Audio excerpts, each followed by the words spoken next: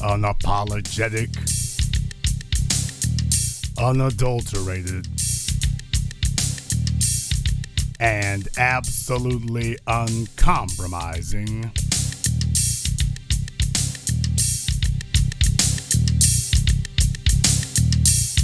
Greetings, brothers and sisters from around the world, and welcome back to the home,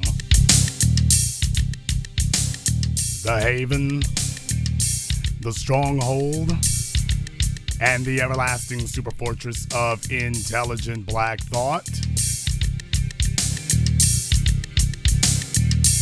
This is the BlackChannel.net radio program, and I am, of course, your host, your brother, your humble servant, the Black Authority.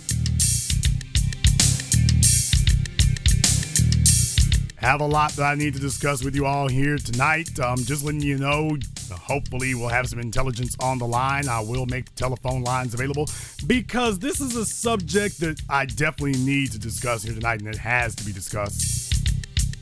With so many other things that are going on, we don't want to lose sight of where we need to go. And this is going to present with us a perfect opportunity with which that we can speak about this subject. Of course, we're always speaking about black empowerment. Don't want to lose track of that at all.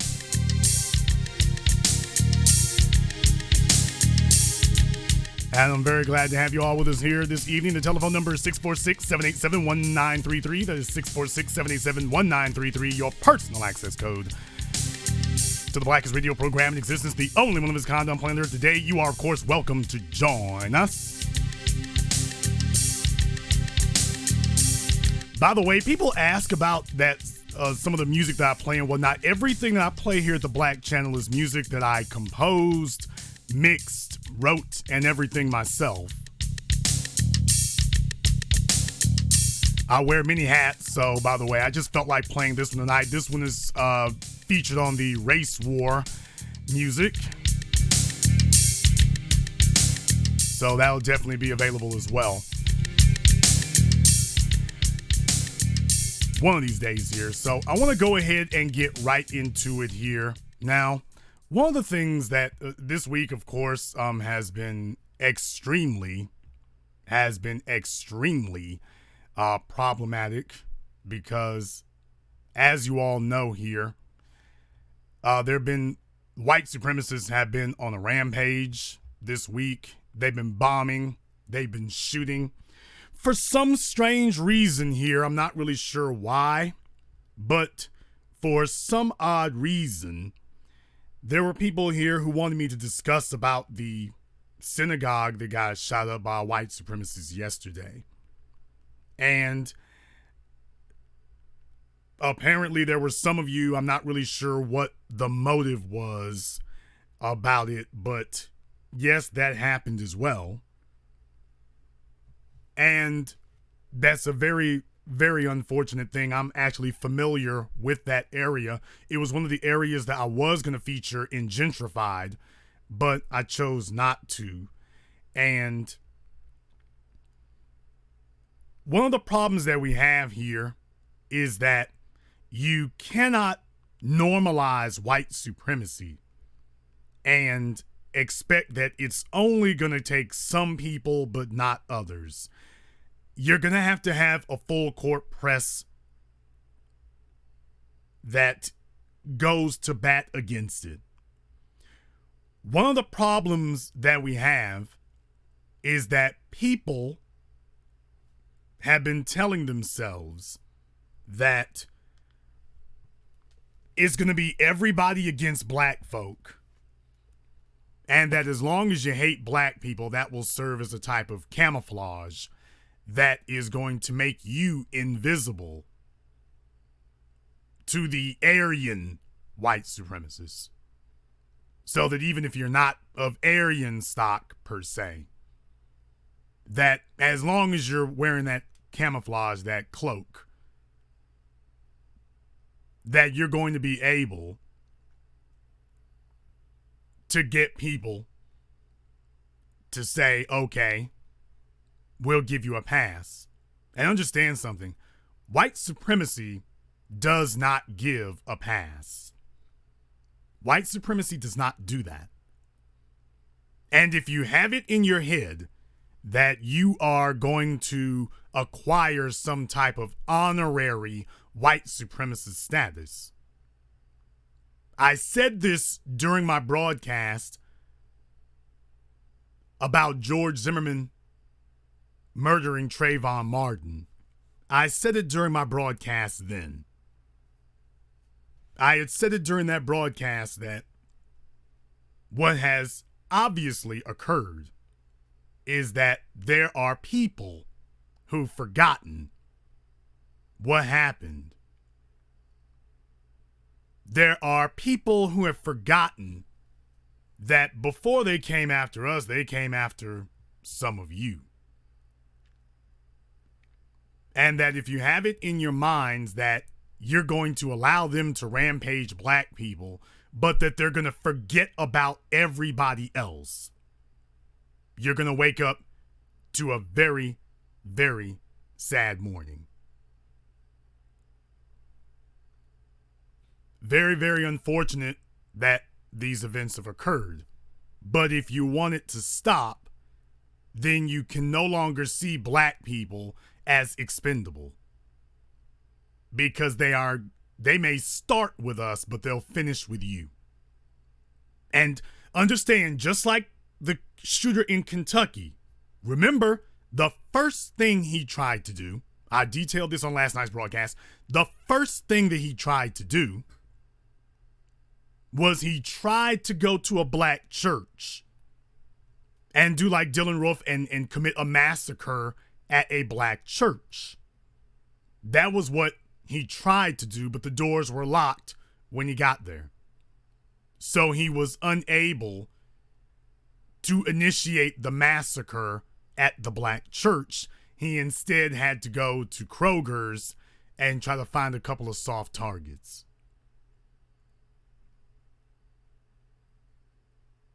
But be aware, that's what you're dealing with.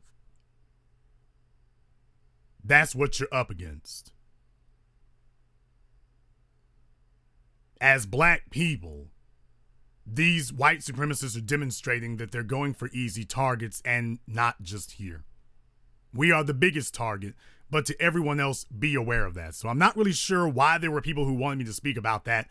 I'm not sure what your motives were, but my response is you can't feed them black folk and think that they're going to be satisfied. Black people are just the appetizer. We're just the appetizer.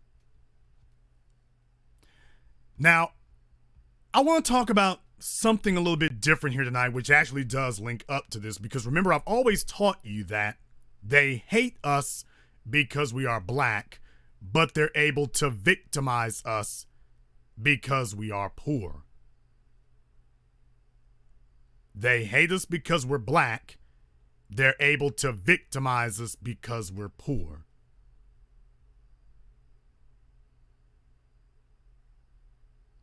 And tonight I want to talk about one of the reasons that we as black people are poor. I want to talk about that now. One of the major reasons, one of the very biggest reasons that black people are poor is because you live in a world system of economic competition where black people have effectively exited the competition. We don't want to have our own team in the competition. We're trying to figure out how we can be somebody else's mascot in the competition. And that's the problem that we encounter. I was going through some things on my timeline and I came across this story. And I gotta tell you, I feel some kind of way about it here. I feel some kind of way about it. On your screens right now in high definition, there is a picture of Sam's Barbecue in East Austin, Texas. As you know, Austin, Houston, Dallas, but Austin, which most people don't even really think about. You heard about Dallas, you heard about Houston. Austin doesn't immediately come to mind nationwide. If you live in Texas, you're aware, but everywhere else they don't know, so just get over yourself. But around the country, they don't know about the situation in Austin. Well, there is a situation there. There's a place called Sam's Barbecue, and I wanted to discuss about Sam's Barbecue here. I wanted to discuss it because I looked at an article, and the article showed a picture of Sam's Barbecue.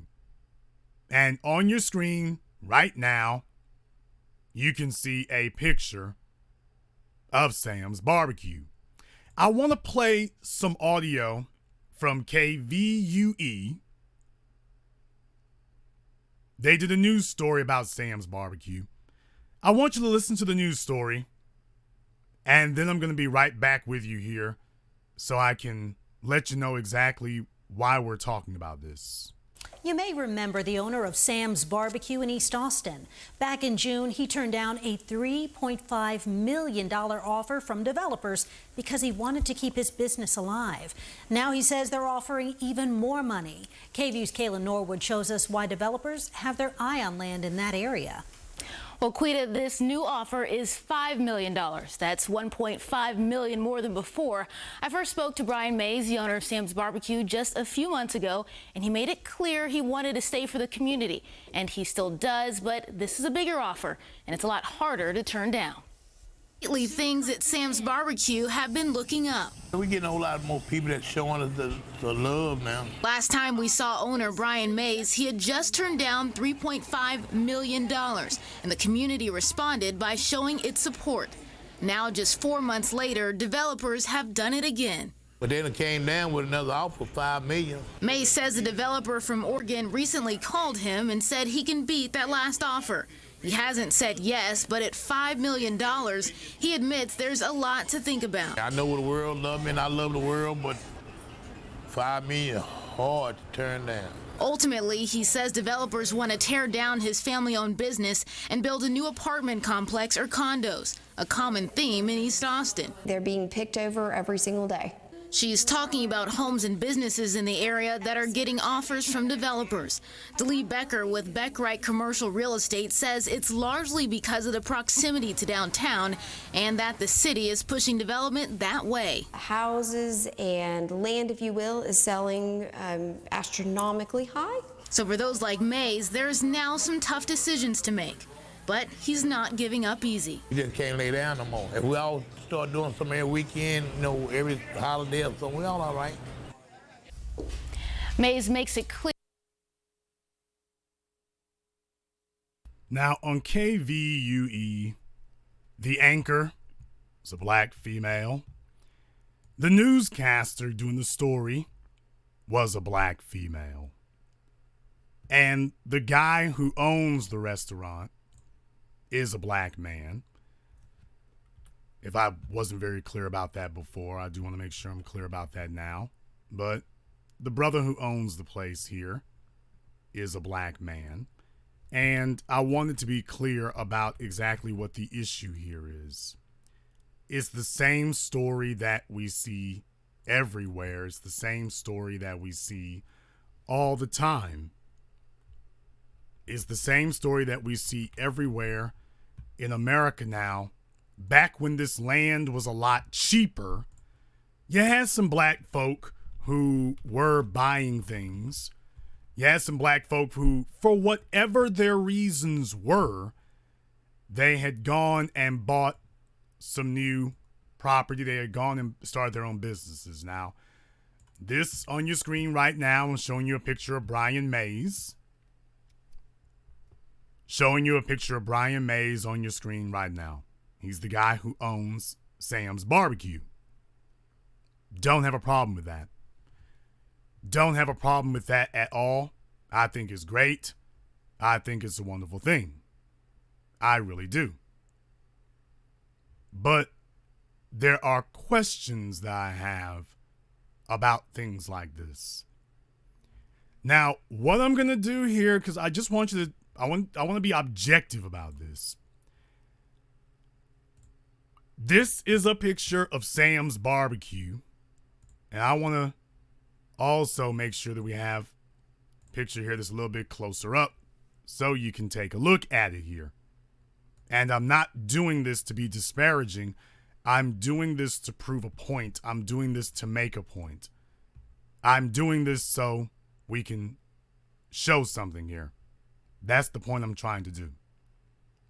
I really only have one question about Sam's Barbecue.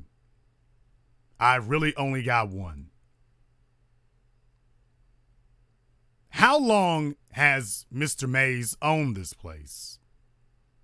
Take a look at it. Take a look at it. And I'm just asking one question. I want us to sit and think about this for a moment. Now that all these white developers are flooding in, throwing around literally millions of dollars, they're offering him $5 million. Will someone please tell me how long has Mr. Mays owned this establishment? That's the question that I have. How long has he owned it? And I want to say thank you to Darrell Howery for his contribution here. Thank you very much for making that. He didn't have any questions for it, but definitely black first as always. I want you to take a look at this establishment and ask yourselves a question. How long has he owned it? And I'm asking it for a very simple reason. How long has he owned this establishment? Simple question. You can take a look at it and see for yourself.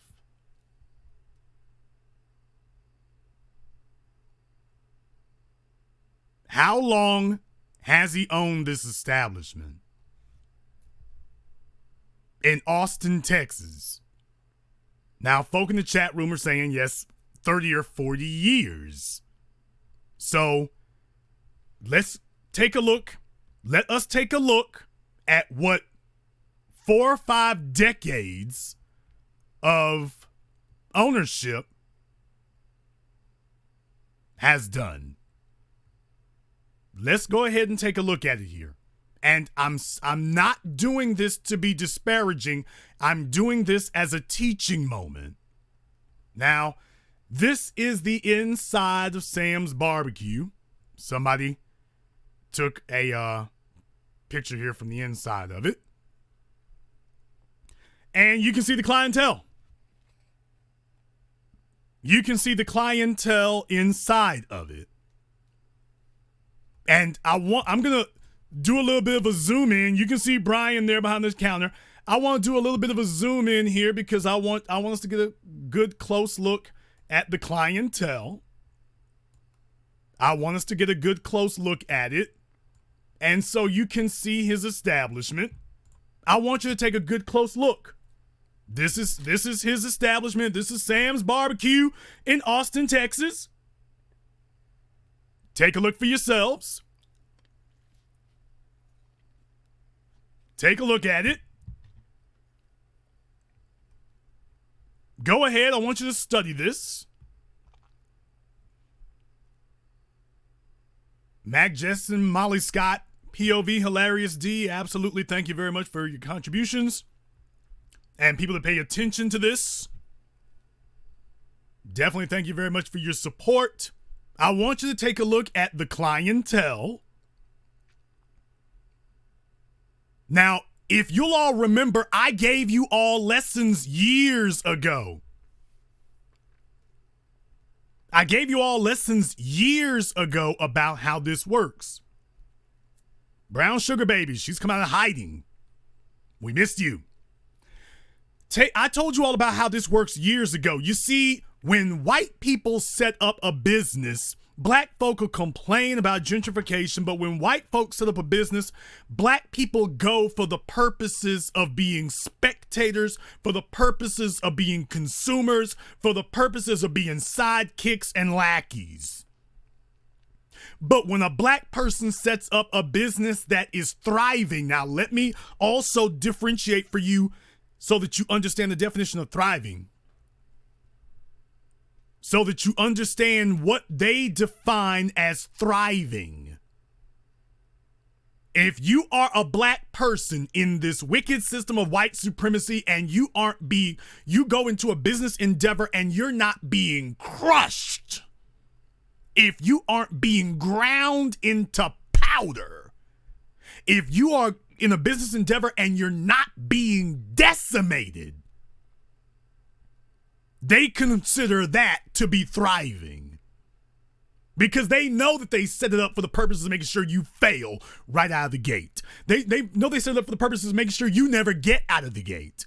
But if somehow, some way you actually get out of the gate, all of a sudden that you're considered thriving. And they want to come and take a real close look at that. They want to see that. And they want to know exactly how the hell did you get around the potholes and the roadblocks that we set up for the purposes of tripping your ass? How the hell did you get around that? You've been in business, you've been able to stay open for more than a year? Oh, no. We want to get inside of your business so we can take a look at it and see exactly how did you survive. Now, do these people look like they're friends of his, like they go to his church, like his kids or his grandkids go to school with theirs? Or do they look like they're... Take a look at this picture, by the way. I see 1, 2, all white folk here in the picture. 6 white people in this picture. This is a black man's establishment, 6 white people. And I want you to study this picture. What is it that the white people in this picture are doing? Stop trying to guess through it and learn. Study. Take a look at this picture and analyze each of the individuals that you see in this picture and what they are doing. Number 1. Do you notice that there is nobody who is looking directly at the black man behind the counter? None of them are looking at him. Everybody is looking everywhere else except at him, including the fellow who's standing there at the cashier's desk. Everybody is looking downward. Everyone is looking everywhere except at him. Study that for a moment. Study that for a few moments here. Everybody is looking everywhere except at him. So the one guy who's up there supposed to be doing business isn't even looking at him. I'm trying to educate you about this. This is a black business full of white people, and nobody is trying to do business, or nobody's trying to get to know him. There ain't much to see. You can see it's just a small place. There isn't much to see. But look at what they're all doing. They're all looking around everywhere. That's the point I'm trying to make. They're looking everywhere. It's not about them disregarding him. What I'm telling you is that they didn't come there for the damn spare ribs. That's what I'm trying to tell you. They didn't show up for the spare ribs. They came to see how is it you're still here? You shouldn't even still be here. You shouldn't even be here. We're going to look around. We want to look at the decor. We want to look at the lights. How in the hell are you still standing? Everybody, with all of the offers he's gotten, do you all really think that at least one of these people in this picture isn't from one of the companies that wants to buy him? I'm asking you to start thinking.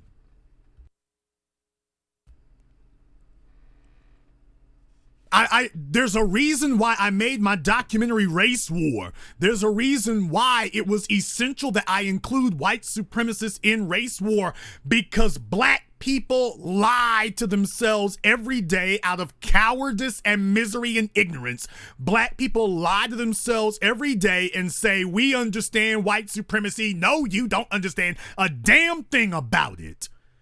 They understand everything about us. We understand nothing about them. Nothing about them whatsoever. We don't understand anything. Anything at all. And that's the point I'm making with this picture. When was the last time you went around a white business at Macy's and you just saw black people looking around like this? When was the last time you witnessed it? Black folk go in there and start buying. They're constantly looking down. They're looking for stuff to pick up. They're looking for things to grab. They're looking for how they can spend their money. That's what they're doing.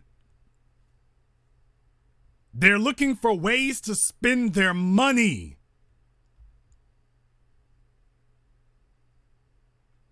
That's all they're doing.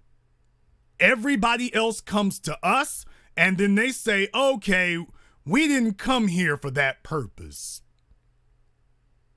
We did not come here for that purpose. We came here for the purposes of making sure that we get some intel. We want to know exactly how it is that you're doing what you're doing. That's the question that we have. We're trying to figure that out. How is it that you survived? How is it that you made it? We want to have information on that.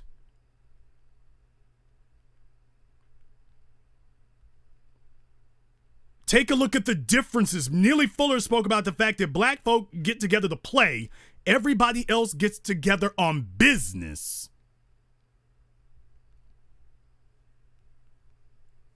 Literally everyone else gets together on business. We're the only people who are not doing it. And literally everyone surrounding us is trying to figure out how they can increase what they got at our expense. They are in this man's establishment studying everything, but they can't possibly be studying it for the purposes of wanting to continue what he's doing. It can't possibly be that. That can't possibly be the reason that they're studying it. That would make no sense. That would make no sense at all. They can't possibly be there trying to study it to continue what he's doing.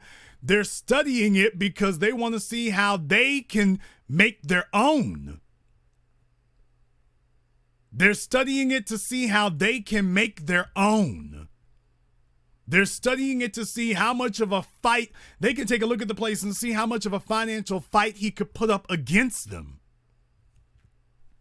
Remember, when you go to places like Sweetie Pies or whatever, the white businesses are all trying to figure out how to put the black folk out of business.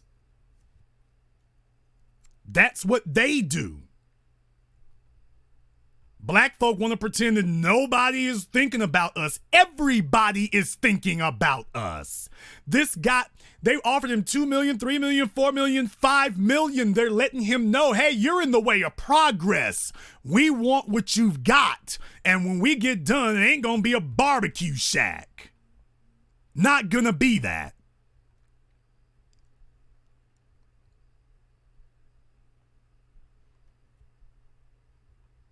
Thank you to Devin, Common Sense Meme, Shelley, Justin Hampton, Kirk Tolliver, Mackin Shizelli, and Ronan Martin.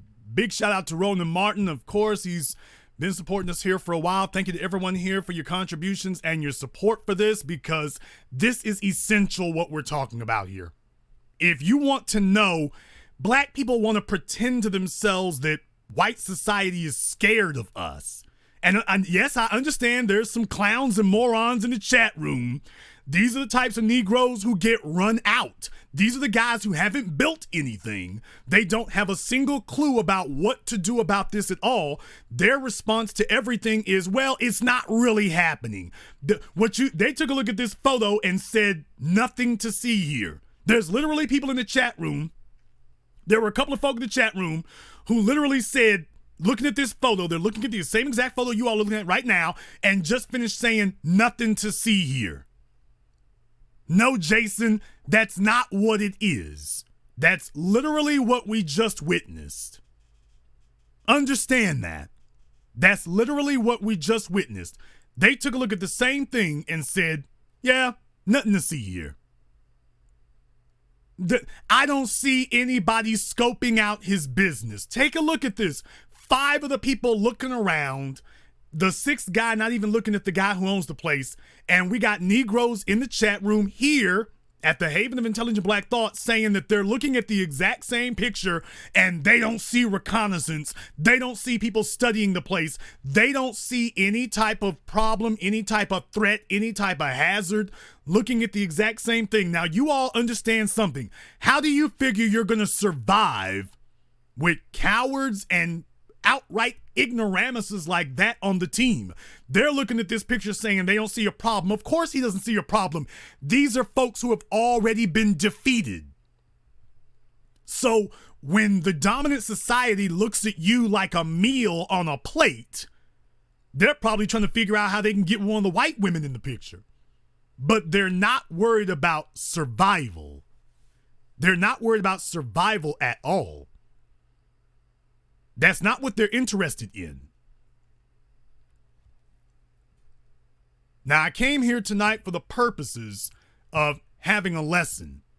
I want to replay the interview that you all just heard from KVUE, and then I want us to go into some more detail. I want to play it again, but there's more detail I want to give. You may remember the owner of Sam's Barbecue in East Austin. Back in June, he turned down a $3.5 million offer from developers because he wanted to keep his business alive. Now he says they're offering even more money.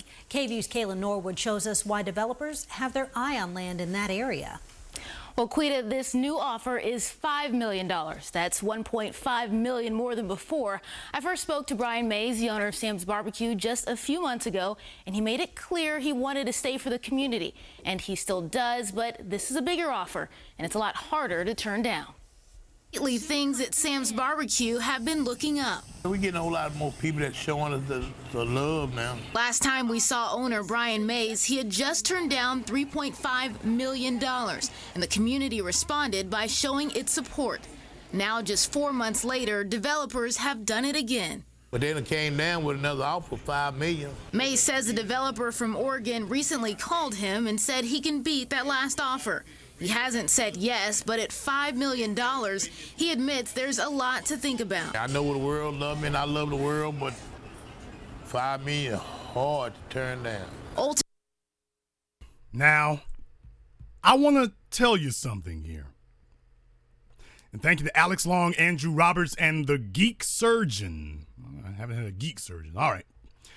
I want you to think about something here for just a few moments, because we have to ask ourselves some hard questions. Now, this is Sam's Barbecue on the front of the building there. No, it's not graffiti. He has on there, "You don't need no teeth to eat my beef." There's a lot of folks who think that steak needs to be raw or pink on the inside. A lot of you out there think it needs to be raw and pink for it to be flavorful and fully developed. So, like I say, some of you have been hanging out with the cave people for too long. Just saying, it's time to come out of the caves. But in any case, understand something here. Take a look at this business establishment and ask yourselves one question. What is his legacy? What is his legacy? What is he passing down to his children, to his grandchildren? Second thing, you heard it was a developer out of Oregon. Did you get that? A developer out of Oregon. So remember that California West, I was just talking yesterday about how all these folk from California are flooding into Texas now. Now you got a developer from Oregon. They're not trying to go in New York. They're not trying to go in DC. They're not trying to go in Atlanta. They're looking for easier targets. So now they're going to Austin, Texas. Now think about this for a few moments. There's a developer in Oregon that wants to take that place. Do you really think he wants to spend $5 million to acquire a barbecue shack? Do you really think that's the purpose of it? $5 million to develop barbecue. If you think that's what these guys are wanting to come all the way from Oregon to spend $5 million for, you're as stupid as the idiots in the chat who are saying that they didn't see any problem with the photo, wasn't any sparring or reconnaissance or spying going on. That's how silly you sound. You sound like them. I want you to think this over and understand that we as black people do not think with an eye toward the future. We don't think about legacy. We don't think about where is it going. We don't think about what are we passing down. Now, $5 million, I said years ago that this was going to be the most humane form of genocide that the world has ever witnessed.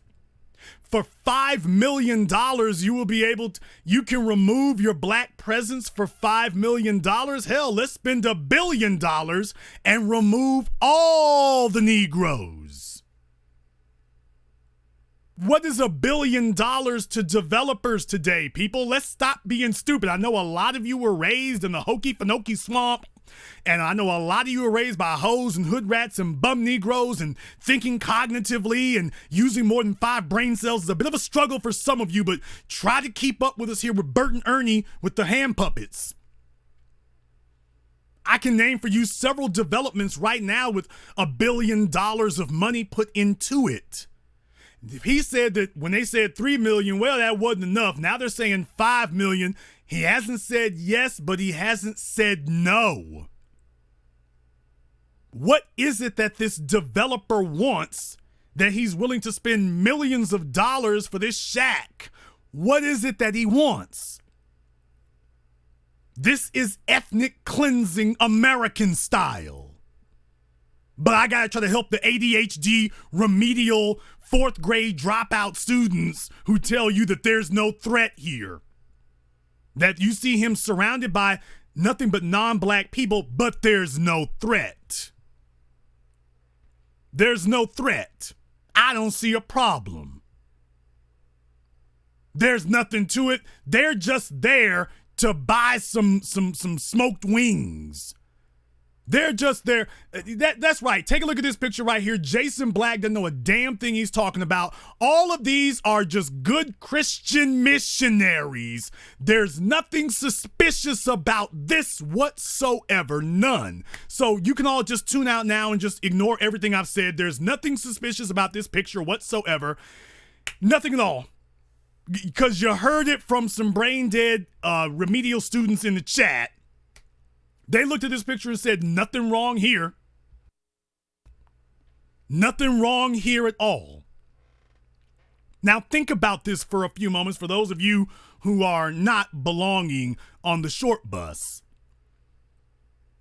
So they're offering him $5 million. The first question that should come to your mind is, if the price has leapt from 3 million to 5 million, how much is this really worth? And am I selling it, if I sell it today, am I selling it too soon? He doesn't need the money. If this were a Jewish neighborhood and people were offering $5 million for a rundown shack, do you think that they would be selling it? If this were Chinatown in Philadelphia, New York, Los Angeles, San Francisco, DC, what's left of it, do you think that they would be selling it to you with people offering that kind of money? See, black folk take a look at crumbs and don't look long term. This has been the plague of the older black generation. Older black folk, I want to just say this in no uncertain terms, and I'm just going to be very, very blunt with it. Older black folk believe in selling out the young. Older black folk believe it's part of their culture to sell out the young people and to leave them with nothing. It's part of their culture to do that. It's part of their culture. They're perfectly fine with it. I told it to you, what the kids don't have doesn't damn well matter to them. If you came out losing, you came out losing. Other folks say, I'm very glad that you have confirmed for me the value of what I have. I'm very glad that you have confirmed for me the value of what I have. Now I've got something valuable to pass down to my heirs.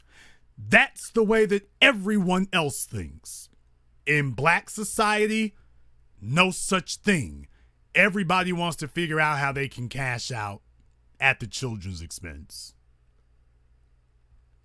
Everybody wants to see how they can cash out all at the children's expense. Thank you to Kerry Locks up there in Chicago. You all should come see him. Ryan Lee, thank you very much. And Jehu, I appreciate your support here at the Black Channel as we are discussing this very most important subject. Now, if you all want to know why the odds are likely that he's going to sell the place, well, look no further than this photograph. Here you got a picture of where the magic is done. Here you got a picture of where, dare I say it, how the sausage is made. This is a picture of the back of his fine establishment. This is a picture of the back of it. I'll go ahead and zoom in a little bit here so you can get a little bit closer look. This is the back of his establishment. Now, this is an eating establishment. This is a restaurant. This is the back of it. You can see the furnace there. And I want to ask you a question. How long do you have to be in business before you start upgrading your business and investing in it?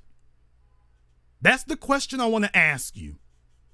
How long do you have to be in business before you begin the process of investing and upgrading the business? Now, for those of you who were raised by street hustlers, deadbeat hoes, ex-prostitutes, and ex-pimps, and you don't actually know how a business is run and why you do it the way you do it, understand something. There's a reason why your grocery stores, after 10 years, renovate the place. There's a reason why your hotels, after 20 years, renovate the place. There's a reason why businesses, after a certain number of years, do a renovation of the place. Because what was modern and up to date when you first started the business is not modern and up to date 10 years or 20 years later.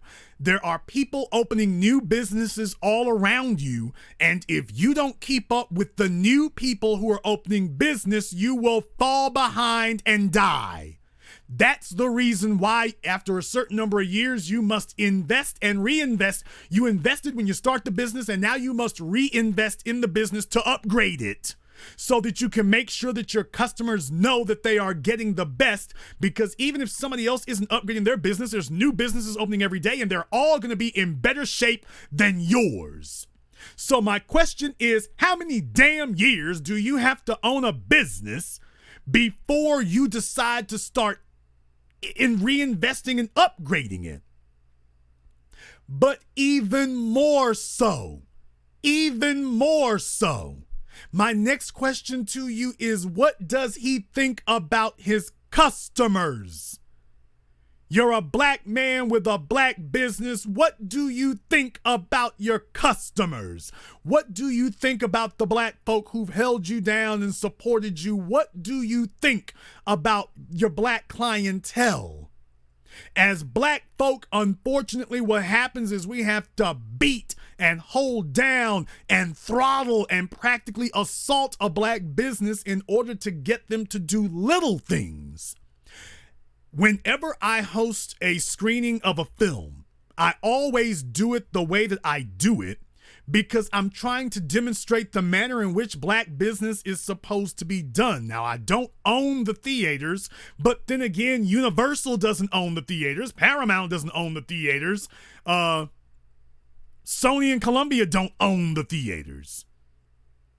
But when you go to see one of their movies, they make sure that they form partnerships that allow them to give you a certain class of experience, and they won't do business. They won't allow someone to host one of their films if they don't meet a certain standard. So they don't have to own the theater, but they do assure a certain standard even though they don't own it. You control it. When I did my screenings at the SVA in New York, hell yeah, there were a lot of cheaper places we could have gone. There were a lot of cheaper venues that we could have used. But I wanted to demonstrate how black business is supposed to be done. I wanted to demonstrate what black excellence looks like. I wanted to show that this is what it looks like in practice. Same thing in Los Angeles at the Aria Fine Arts Center, a Fine Arts Theater. I wanted to demonstrate it. You remember last time we were at Music Hall, this time we were at Aria. I was trying to demonstrate that this is how black business is supposed to be done. If you take a look at 7 a.m. and how it was done, that was my first time trying to make a movie of any kind. I didn't sit there and say, well, you know, everything's all right. Now, let me tell you all, let me go ahead and bring you inside of it here.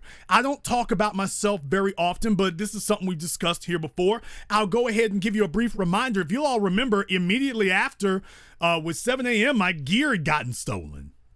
All the gear was stolen. So I had to go off and go buy new editing equipment, but all the gear was stolen. So what happens next is I decided in 2015 that I wanted to do another film after a trip through Nashville, Tennessee. So I wanted to do Gentrified. Now, if you didn't know, 7 a.m. was shot on Panasonic GH2s and one Canon 5D. 7 a.m. was shot on Panasonic GH2s and one 5D. Gentrified was shot on Panasonic GH4s and a 5D. So as time has gone on, we've continued to invest. With 7 a.m. and Gentrified, I used compact fluorescence for the lighting. And for Race War, I used LED panel lights. I used full LED panel lights for Race War to do the lighting. Because while I like the CFLs and I like what they did, I felt that it was time to upgrade. I felt like if I'm going to go out and do a new film, every time I go out, I need to upgrade what I'm doing. I need to change it. I need to change the manner in which it's done.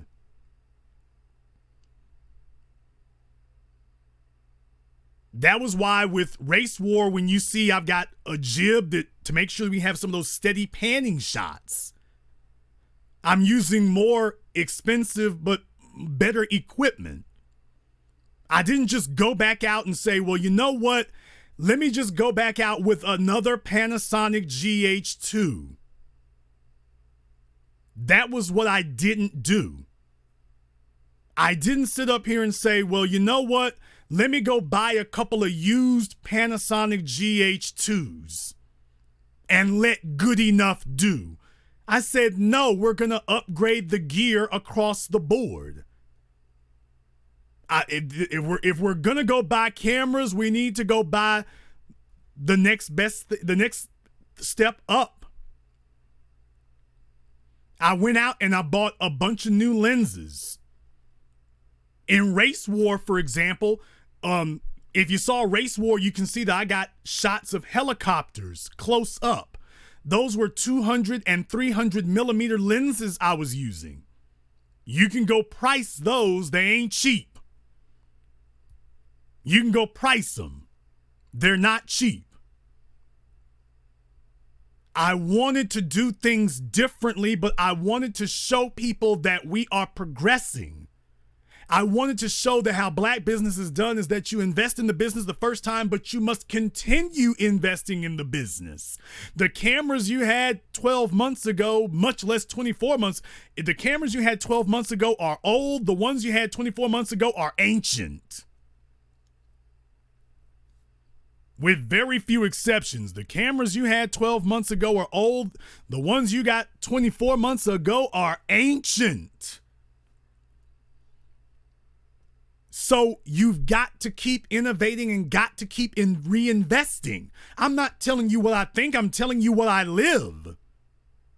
When I was in the cab business, when I was in the transportation business, I bought new vehicles. Didn't have to, but I did. Do you take your business seriously? And I want you all to take a look at this picture. Is this a guy building is this a man who feels he's built an enterprise or a man who feels he's built a hustle? That's the point I'm trying to make. Is this someone who has built an enterprise or is this someone who has built a hustle?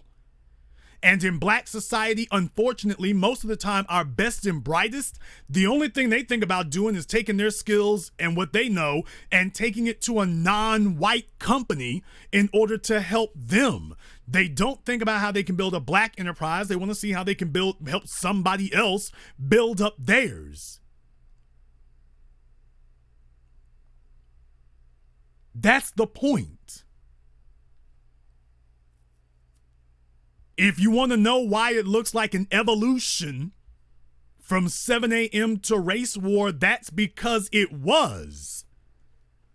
Do you all really think that Harvey Levin and TMZ were doing a story about race war for any reason other than the fact they said the exact same thing that all of the white supremacists were saying? You all know I did the story about Reddit. Big ups to Jason Reed on that one. On Reddit, they were talking about race war, and there were folks who were trying to dismiss it, but a couple of them kept saying to them, I don't know, this looks like it's got pretty good production value to it. This looks like pretty good production value.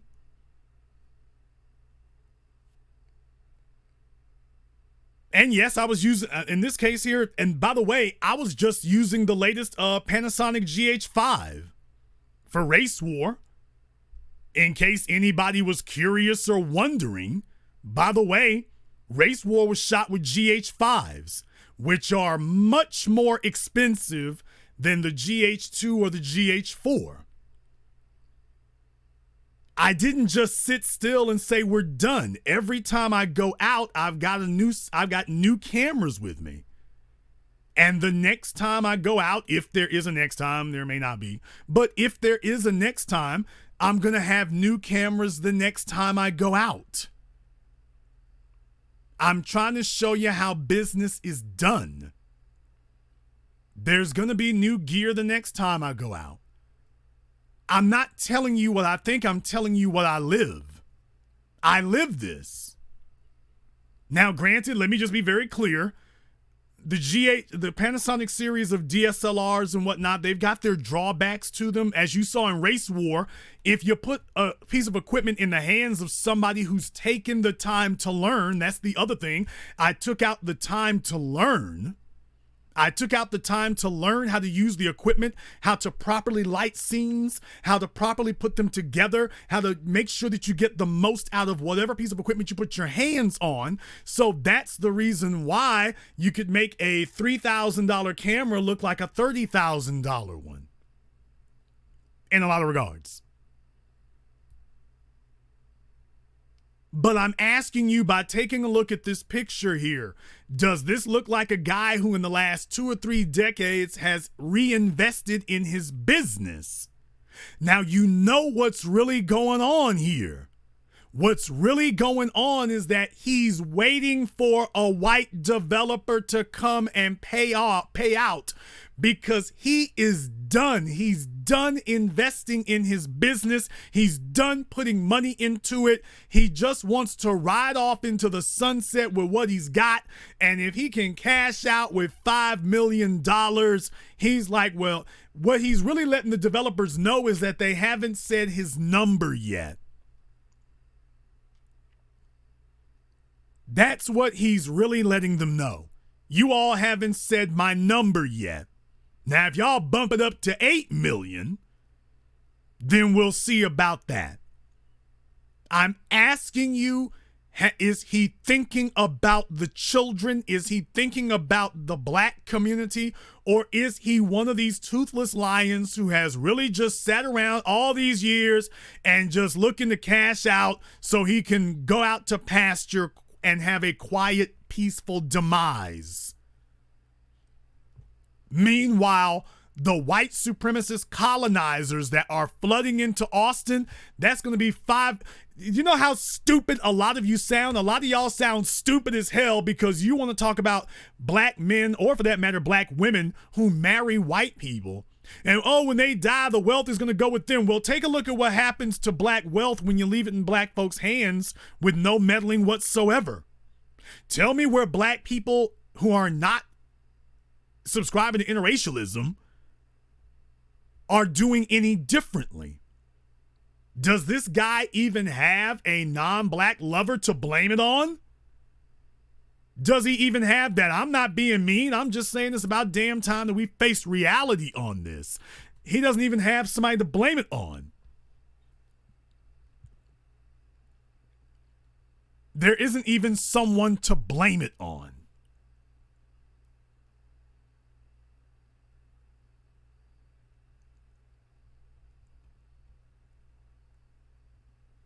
This is what infuriates me about it, because the young people are the ones who are going to suffer.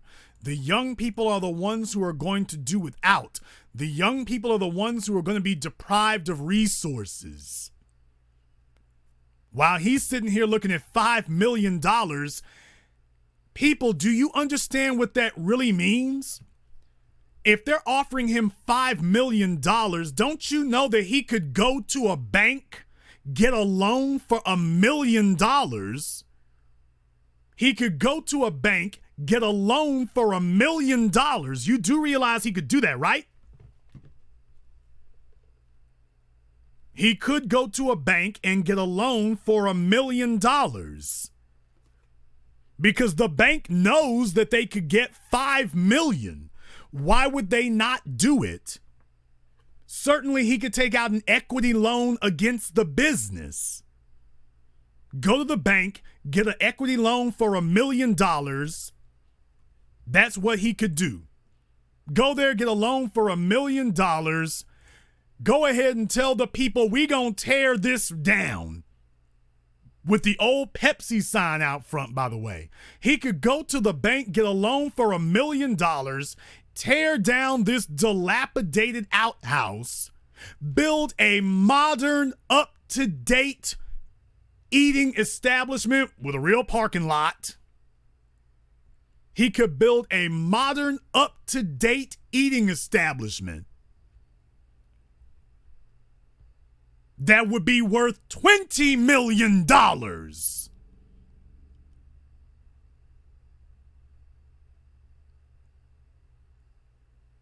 Do you understand that? He could build a modern, up-to-date eating establishment that would be worth $10 or $20 million.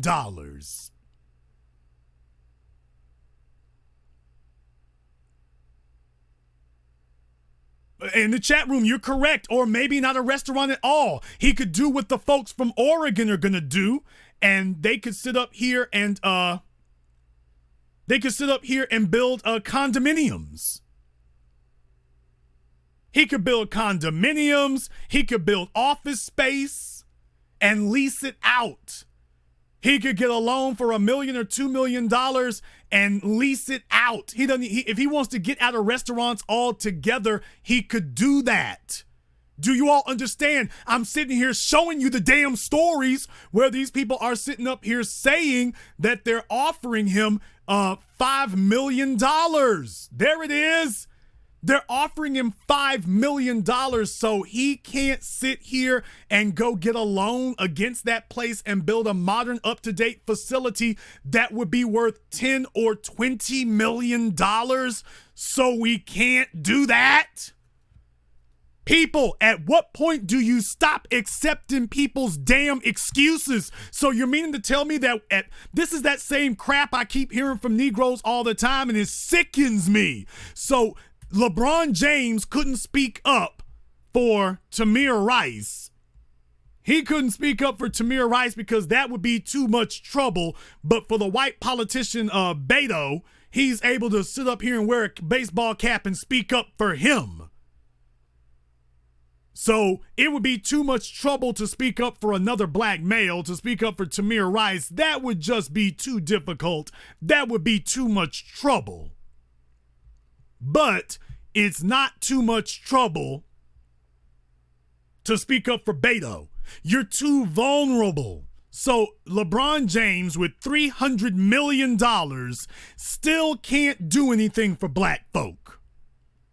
Tyler Perry with $500 million still can't do anything for black folk. Oprah Winfrey with $1 billion still can't do anything for black folk. Barack Obama, as the sitting president of the United States, still don't have enough power to do anything for black people. And this guy being offered $5 million, let me guess, that's still not enough wiggle room, still not enough leverage, still not enough capability for him to do something. Let me guess, that's still not enough. When he first started with $50,000, that wasn't enough. Now that the number's up to $5 million, it still ain't enough. At what point do we stop accepting the excuses? Is my question to you. Before you all want to put your capes on, at what point do you stop accepting the excuses? And say to yourselves, you know what? There's a bunch of black folk out here who really are scared. They really ain't doing nothing. They really ain't building nothing. After decades, he's demonstrating he ain't building anything. Tell me what part of white supremacy he's trying to overthrow.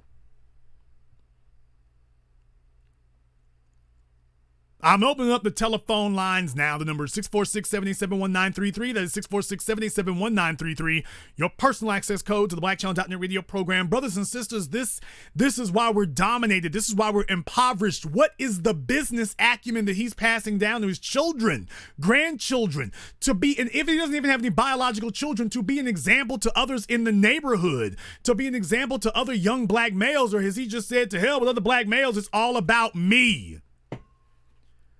It's all about me. I'm not concerned about what everybody else is losing. It's all about me. So you mean to tell me that even if he's got access to $5 million in capital, even if he's got access to $5 million in capital, that's still not enough to fix the problem that you see on your screen in this picture right here. That's still not enough. So even if he had $1 million to build an up-to-date restaurant, building a McDonald's, they only want $2 million. Now, that's not actually $2 million in construction costs. It wouldn't actually cost $2 million. He could actually get the place built for $500,000. But if you really just want to go super fancy with it, he could do it for $1 million, would get you everywhere you're trying to go. Let me show you all something right here. If y'all remember a few months ago when I was going through Plano, Texas, they're building up that area out there in Plano called the Colony, out there in Plano, Texas. And while I was there, I just on a chance there, I was looking around and stuff, and I'm not really a barbecue person. I'm really not. I know I'm from the South, but I'm not really a barbecue person. But I came across this place called the Hard Eight. Now, this is a picture from the side. And I would like to do a brief comparison. Oh, yes, we gonna do that. I would like to do a brief comparison. This is what it looks like here from the outside. Make sure I got that taken care of here. From the outside of the place for Sam's Barbecue, this is what the outside looks like. This is the outside of Sam's Barbecue. This is the outside of the Hard 8 barbecue. Now, will someone please explain to me? One of them is in Plano, basically Dallas, Texas. The other one's in Austin, Texas. Will someone please explain to me which one of these businesses has a future in 20 years? Someone explain that to me. No, I'm not being difficult. It's time for some damn reality. It's time for some reality. Here is the inside of Sam's Barbecue. This is what the inside of Sam's Barbecue looks like.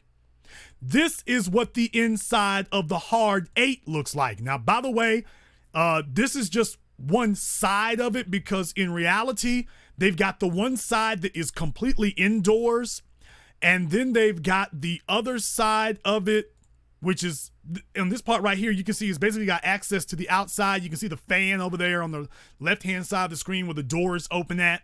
So in reality, this picture here is the inside half, and this other picture here is the outside half. They have a divider between the two halves. I know, I've been there. Now, take a look also at the outside out here. Take a look at the grass.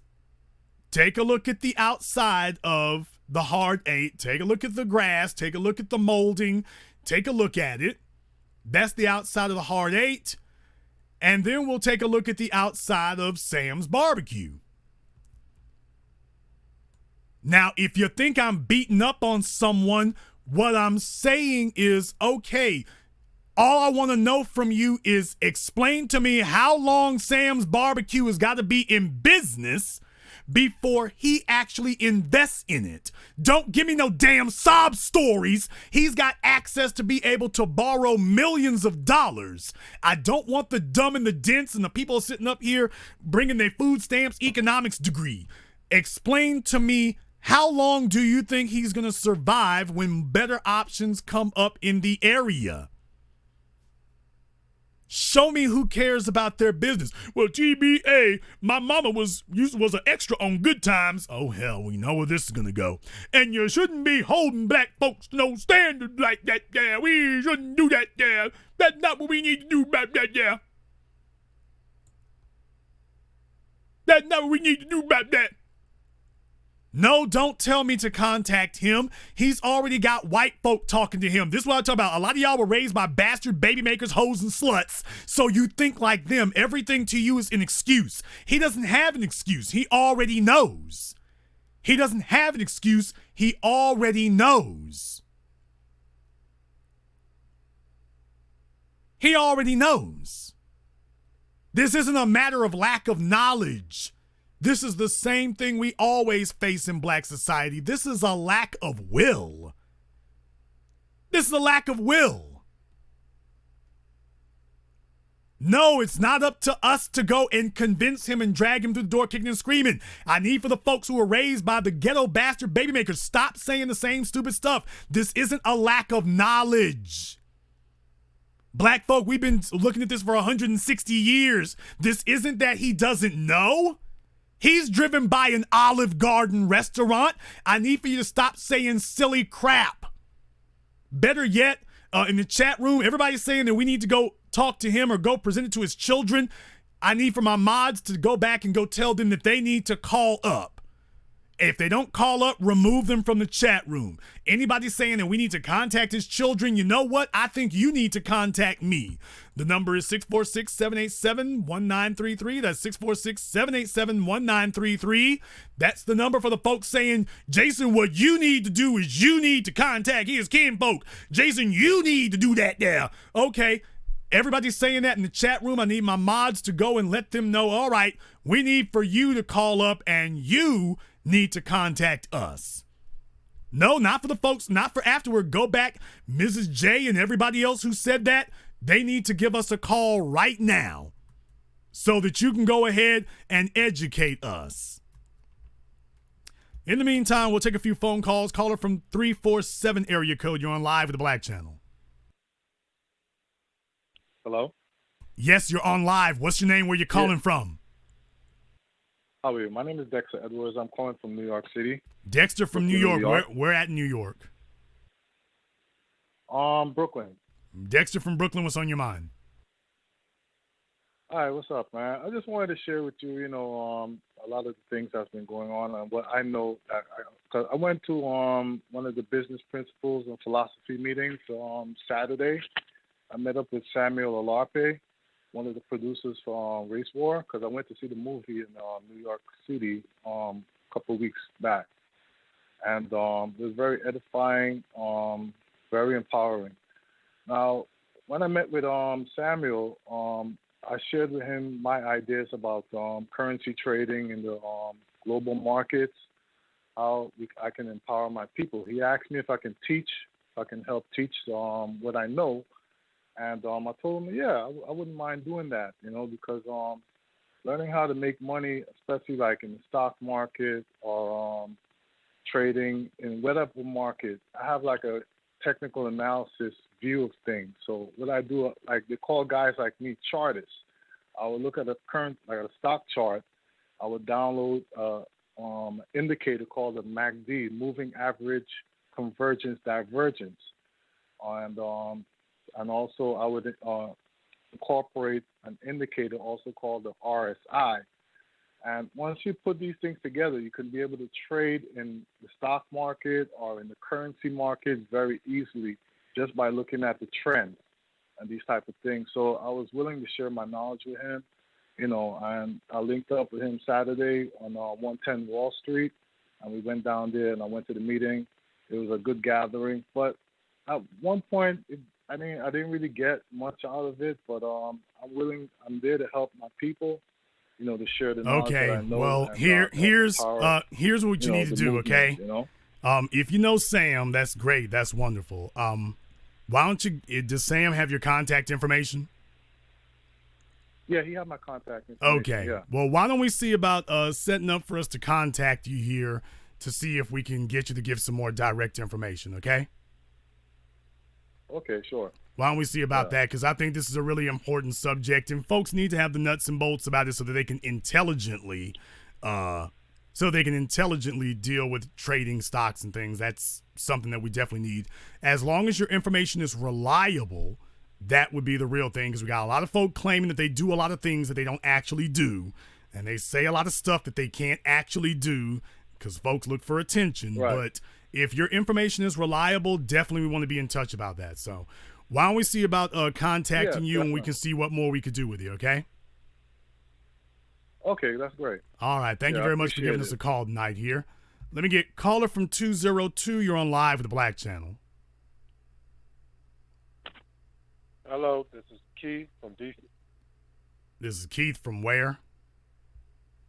DC. Keith from DC. What's on your mind, brother? Hey, so speaking about the whole situation you just laid down. Okay, his phone is cutting out. I don't know if he's on Gilligan's Island or whatever, but call us back when you get your phone situation straightened out, brother. Caller from 512, you're on live with the Black Channel. Hello, this is Austin. I'm calling out of Houston. Austin out of Houston. All right. What's on your mind, brother? Yeah. So, actually, my name's Austin. I was raised in Austin, Texas. Fun fact. Yeah, I was raised in Austin, Texas. And what you're saying about the barbecue joint, Austin, the best way to explain Austin, Texas, it's California. That's just the best way I can explain it. Austin is the one city in Texas that is just like California. I mean, it's the most gentrified city I've ever been in my life. Being raised there, there was a strong black presence past East 12th Street. Now all of East Austin is pretty much just white. And I feel like the businesses there, the few black-owned businesses that are left there, they really don't care because they didn't think about the future whatsoever. So when you're talking about like Sam's Barbecue, of course he's not going to build anything. He's not going to invest anything to pass down to his children. He could care less. He's probably still stuck in the past. And like Austin's glory days of East 12th Street back in the early 90s, he's probably still stuck in those days. And I don't feel like he's going to build anything that's going to make it prosperous whatsoever. I feel like in about 5 years, all of East Austin is going to be white. It's going to be it's already all white. In 5 years, the gentrification is going to be completely done there. There's something that I've tried to pioneer because I've got to look out for the next generation, even if their parents and their grandparents refuse to. And how old are you? I'm 22. This call is heartbreaking. You're young enough to be my son. You're young enough to be my son. And what you just told me is that black people are done in Austin. Yeah. That's what you just told me. You just told me that black people in Austin, you're only 22. You haven't even started. And yet you're telling me that black people in Austin are done. And Houston's not a whole lot better. It's just going to take longer to get black folk out of there because they've had such a huge presence. But in Dallas, black folk are done. In Austin, I know with the Austin bomber, because they really were out of the running for the Amazon second headquarters, which is really a crazy idea to have a second headquarters. But anyway, they were really out of the running. And they were talking about how metropolitan they are and how similar to San Francisco they were. That was one of the mayor's major selling points when they were first trying to get Amazon there. But yeah, there were a bunch of folk who were trumpeting the fact that they're similar to San Francisco, like that's a good thing or something. Like being similar to San Francisco or similar to New York is a good thing. That's not a good thing. That's a minus. That's a big, huge, gigantic minus. But okay, why do you think those people are leaving California and coming to Texas? Because you are not like, if they wanted to be in San Francisco, why the hell did they leave Los Angeles and go to Austin? Why didn't they leave Los Angeles and go to San Francisco if San Francisco is so much better? If being like San Francisco is the thing to be, then why would you go to Austin, which is a knockoff San Francisco? Why wouldn't you just go the real thing? Because it's not. Yeah. But they sit here and play this mind trick with us about it. And this is heartbreaking for me. That in 20 years, your elders have failed you. And it wasn't accidental. And what I'm telling you is do not back down about that and don't make up any excuses. It was not accidental, brother. They did it on purpose. They said, screw you, let me get mine. And if you do without, to hell with you, God will take care of you. My job is to have the kids. It's God's job to raise them and take care of them. Not my job. Not my job at all. And that is the part that sickens me. I'm just one guy, man. And this is why it's crazy to have dumb, knuckleheaded Negroes in my chat room asking me what I'm going to do about some other black person who has fallen down on the job and refused to do their responsibility. I'm one guy. I can't whip everybody in shape. Furthermore, it's not my job. I'm just one fella. Yeah. I can't get all the black folk in Austin to do right by the black kids in Austin. The black folk in Austin are supposed to do right by the black kids in Austin, so the black kids in Austin have a damn future. And I want you to be unapologetic and to not compromise and to make no excuses whatsoever for the elders and olders that failed you. I want you to make no excuses for them whatsoever because they have failed you deliberately. They're leaving you with nothing deliberately. Because you see, when they talk to white folk, they tell the white folk about their assets. When they talk to you, they bring you their excuses. Go by any black church in Austin. Don't tell me about what they don't have. Go by any black church in Austin and you'll see where your wealth went. You can see where your inheritance went. Yeah, there's actually a black church in Austin that I was raised and I went to. I'm not gonna say their name, but I was raised there. I was raised in Austin. I went to a church in East Austin, an all black church in East Austin, and so it took up. The pastor was trying to build a new church somewhere else, like outside of East Austin. He didn't invest anything into East Austin. East Austin is pretty bad at that moment. Now it's gentrified, it's pretty much done. But East Austin was pretty bad and needs some development because there still was black businesses there. There still was. At past 12th Street, there's a bunch of black businesses. And none of that money that went to that church went to those black businesses at all. It didn't go at all. That church, now we have some mega church, not even mega, it's a pretty big-sized church now on the other side of Austin. And it looks nice. But I was like, dude, East Austin's still trash. We could have invested so much of that money from the church, could have helped out the dying businesses in East Austin. So one thing about the church is, no offense to the church, but the church is into a damn thing. They never have done a damn thing for the black community. I mean, I realized that when I was like 16. I was like, what the heck? Like, they're not doing anything. Now, we you know, give so much money to them. But you have to understand something, brother. As a young black man, I'm telling you right now, you're young enough to be my son, and I'm telling you right now, don't make any damn excuses for these people for what they didn't do for you. Don't make a single one. Don't hold up the church in any type of esteem. Because the so-called pastors of the churches understand these were a bunch of ex-pimps, ex-drug dealers who took that pimp-talking, drug-dealing, jive-talking. They were probably on their second strike. And they took that pimping, jive-talking mess and were able to build a church built on a bunch of delusional hoes, because the churches are majority made up by females, who never got tired of a nigga spitting game at them. That's where your churches today came from. Your MLKs and whatnot, those are long extinct. The churches today are led by a bunch of pastor, pimp, preacher hustlers who could not get a job somewhere else. I mean, like TD Jakes. Tell me the company that TD Jakes could run. Could TD Jakes run a McDonald's? Show me the enterprise that you could put TD Jakes in charge of. Show me the classroom. Show me TD Jakes as a professor. Show me what you could put him in charge of that he would be able to build up. Creflo Dollar, show me the business that he could run. I could show you him running hoes, because every time he talks about his money, brother, you need to learn this early. That's pimp talk. That's game. Yeah, can I say one thing about TD? One thing about TD Jakes. This is a true story. My friend, so it was one of my parents' friends, right? They wanted to invite TD Jakes to speak. They really wanted to invite TD Jakes to speak at an event.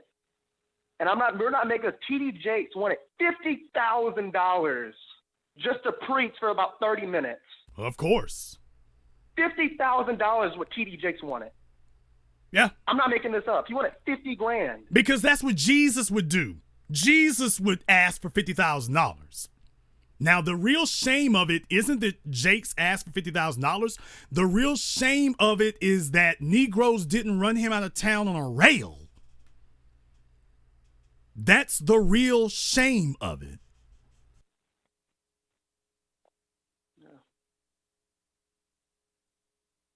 It is a shame. It's crazy. It pisses me off when I think about it, man. And it should, because they will actually consider that to be a good investment. They will actually look at that and tell you that that was a good investment. It's the year 2018. Young black people need tangible resources. And what we have is Generation Fail, i.e. the civil rights generation, sitting up here telling you that they're going to take care of you in heaven. It is amazing how much, when you talk about black feminism, the black church, it's amazing how much the black so-called feminists, whorehouse culture, and church culture talks exactly like the white supremacists. Very interesting how much word for word they come to us repeating exactly what the white supremacists have said. Exactly the same thing. And I want you to understand that you're taking a look at game, that you're taking a look at a bunch of black males who didn't really have the ability to do anything else. And they want you to forget about the fact that they're not actually qualified to do anything else. If TD Jakes' religious preacher man hustle dried up tomorrow, tell me what else he would be able to do. Now, what, about 10, 15 years ago, was there a Time magazine cover?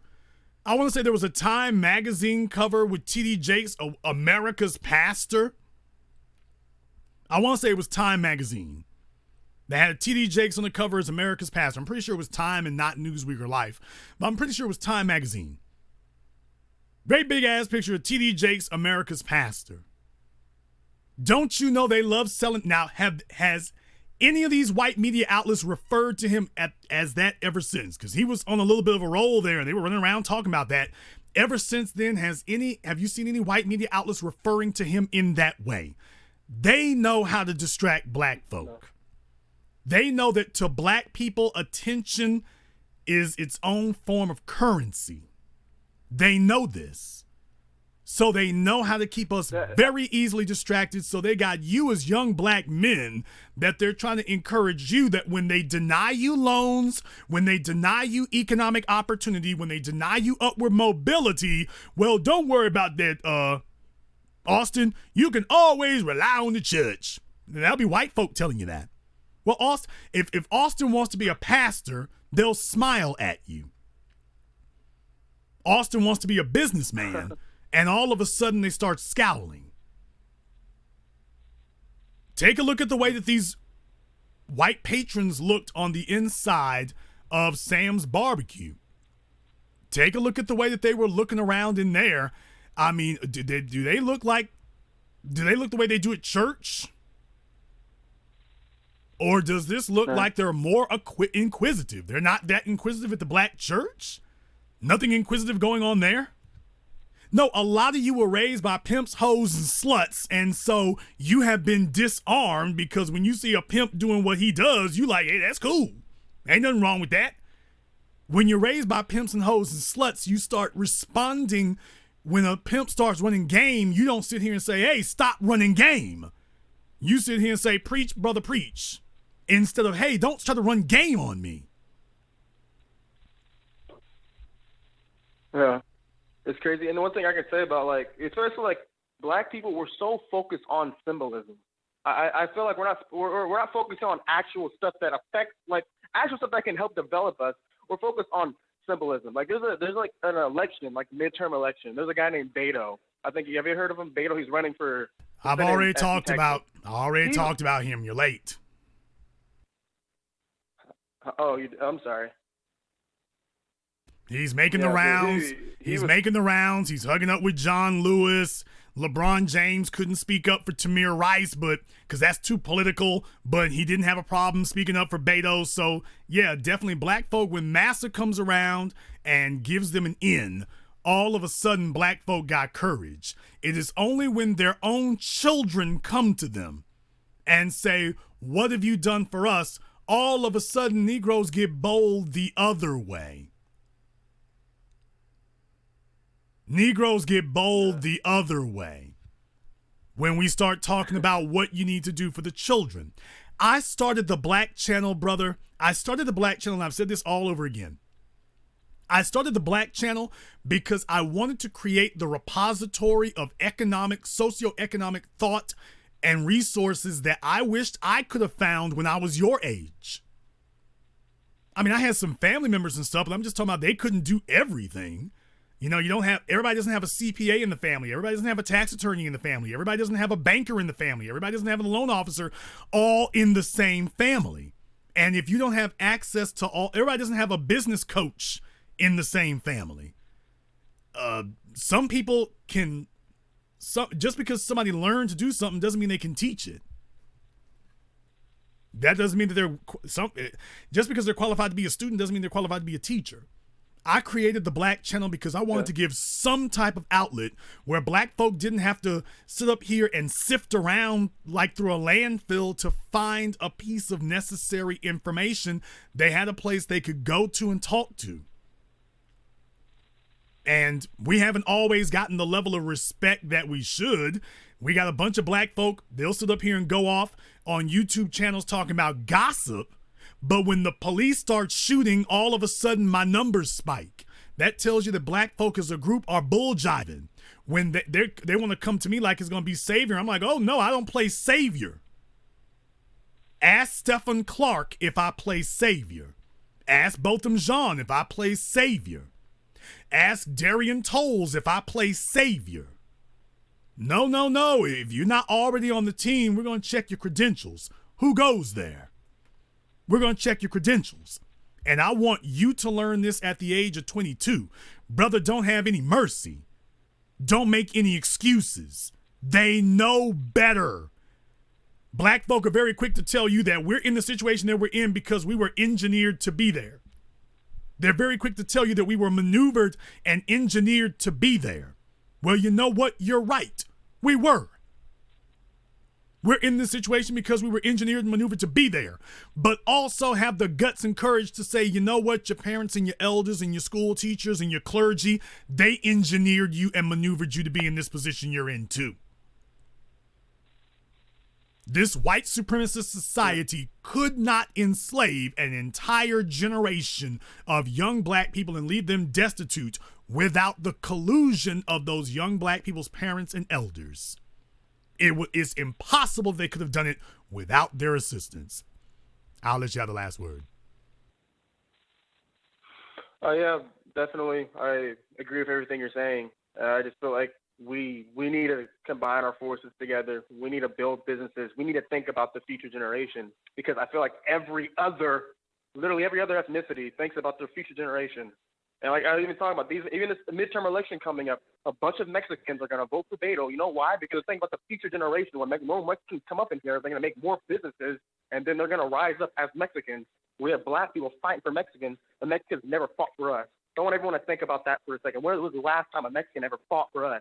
When was the last time you saw a Mexican fight for someone when a black person gets shot in the street? When we're over here fighting for them. I just want everyone to think about that, and I'll leave it with that and Black First. Black First, brother, please do give us a call again. 22 years old, and he's already resigned himself to the fact that black people in Austin, even though he lives in Houston, but that Austin is done. 22 years, and he's just one. What do the other young black folk who live in Austin, you think they feel any differently? Young people know when you ain't built a damn thing for them. Young people know when you ain't built a damn thing for them. Young folk know that. You all are not going to be able to pull that bull jive with them. The young people don't have respect for the elders because they don't see what the elders built for them. If I had to build it myself, now I'm not going to sit here and build it myself and then thank you for it. You can't fool these young folk like that. Not all of them. Not all of them. They know that you haven't built anything for them. And you don't have a church apparatus to try to scare them and say, well, God said I didn't have to build anything for you. And God said that you have to respect me even if I built nothing for you. Which book of the Bible does that say? In the book of Ecclesiastes, chapter 5, I say. Okay. They hate when young people call into this broadcast because I teach them to be smarter than that. Caller from 346, you're on live with the Black Channel. Thank you, sir, for taking my call. I'm Oscar Ray. I can't give my location at the moment because I'm in the process of moving. Okay, but, Oscar. Hey, Oscar. You can say what city you're in. You can say what city you're in. Let's not play this game. What city are you in? Okay, I'm in Grand Junction, Colorado. Okay, it ain't that big of a deal. Seriously, Grand Junction, Colorado is not some super secret base that nobody's heard of. It ain't that big of a deal. Trust me, if the white supremacists come for you, it ain't gonna be because you called up to my program. I promise you. No, it won't be. I just like try to protect myself. I know the fellas out here, they dodging that child support. They're scared. They dodging the child support, and they worried if I call in his program, she might recognize my voice. If I say Grand Junction, she'll be on me.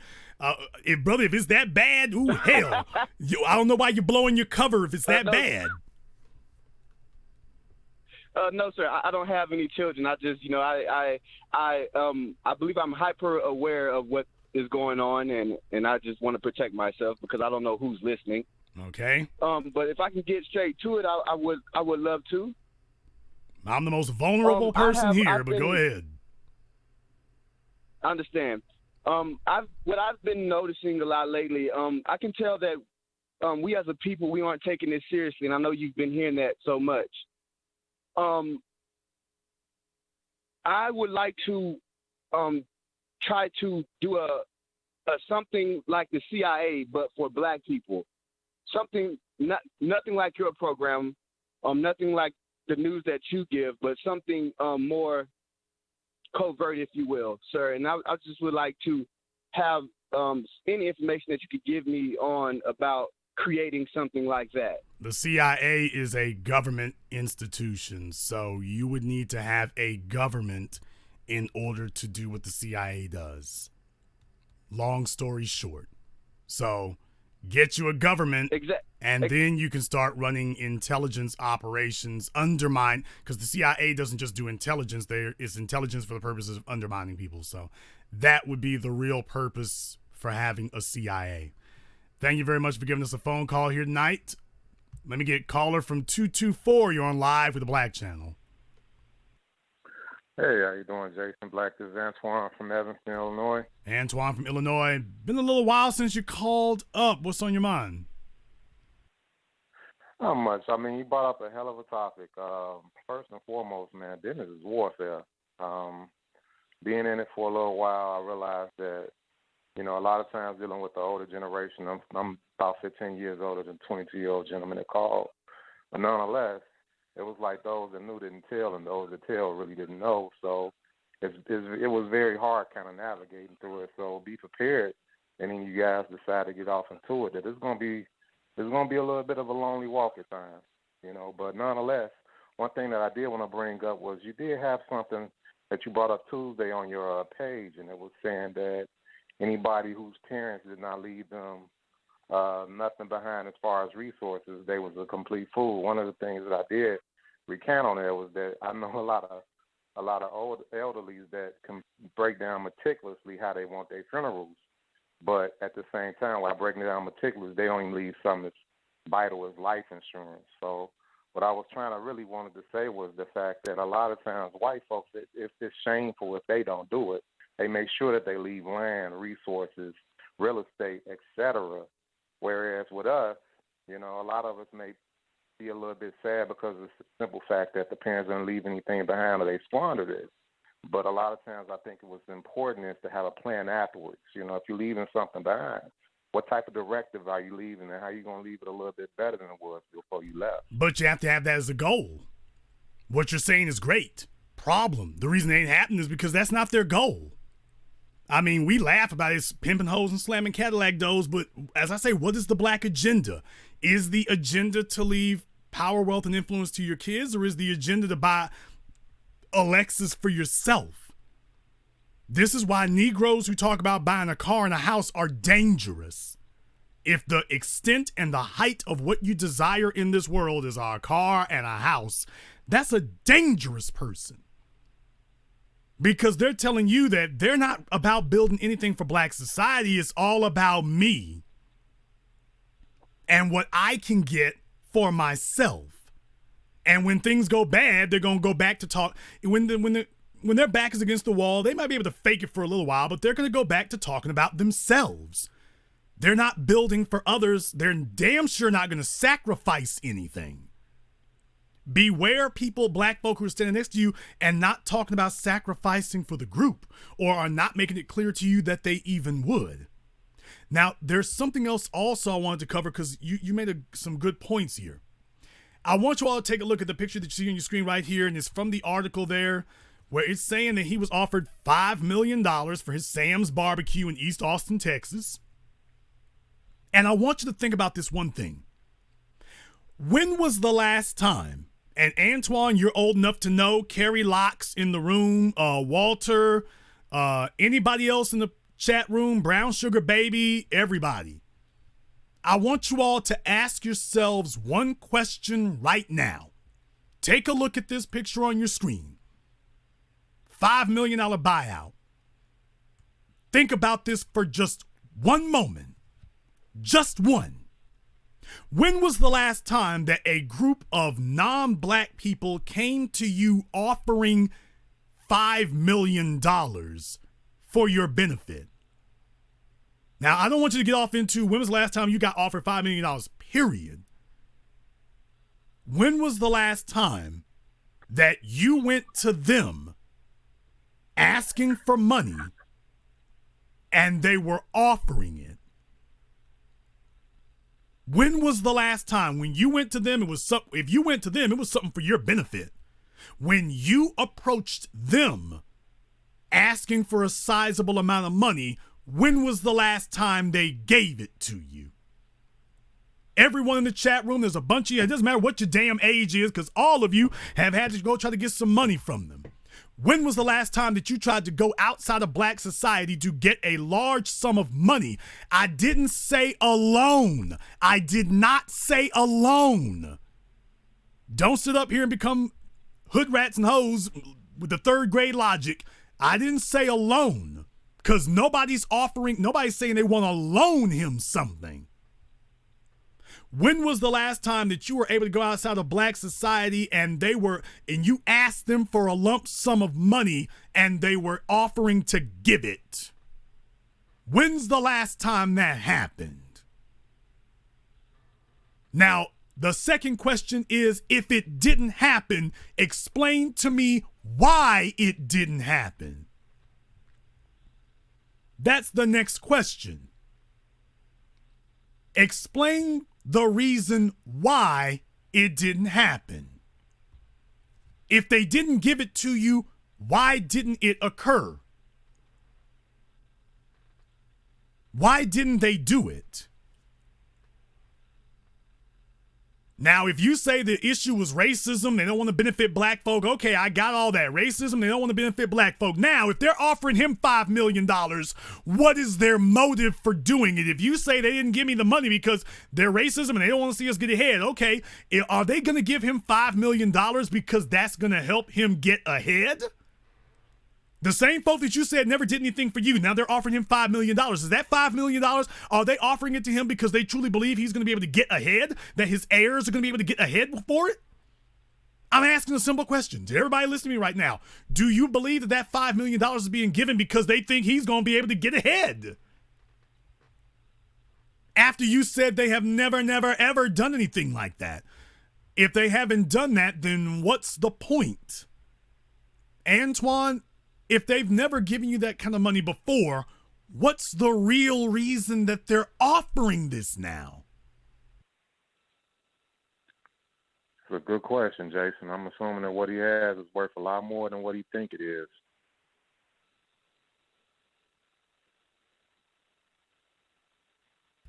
That's the only point I'm bringing up, is that they never have offered you anything before, and now they're offering you millions, but we're supposed to believe that that's because that you're this shrewd negotiator and you're going to come out ahead? So you're going to be this shrewd negotiator and come out ahead when they have never, ever offered you anything. They've never offered you nothing.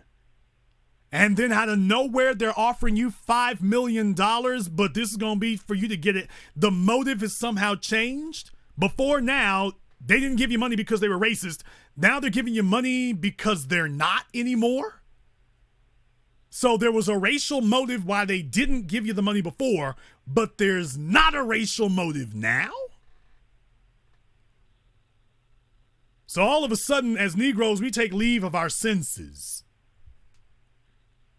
There was a racial motive behind not giving you the money, but they're good Christian missionaries now that they want to give you the money. No, there was a racial motive behind not doing it, and there's a racial motive behind doing it.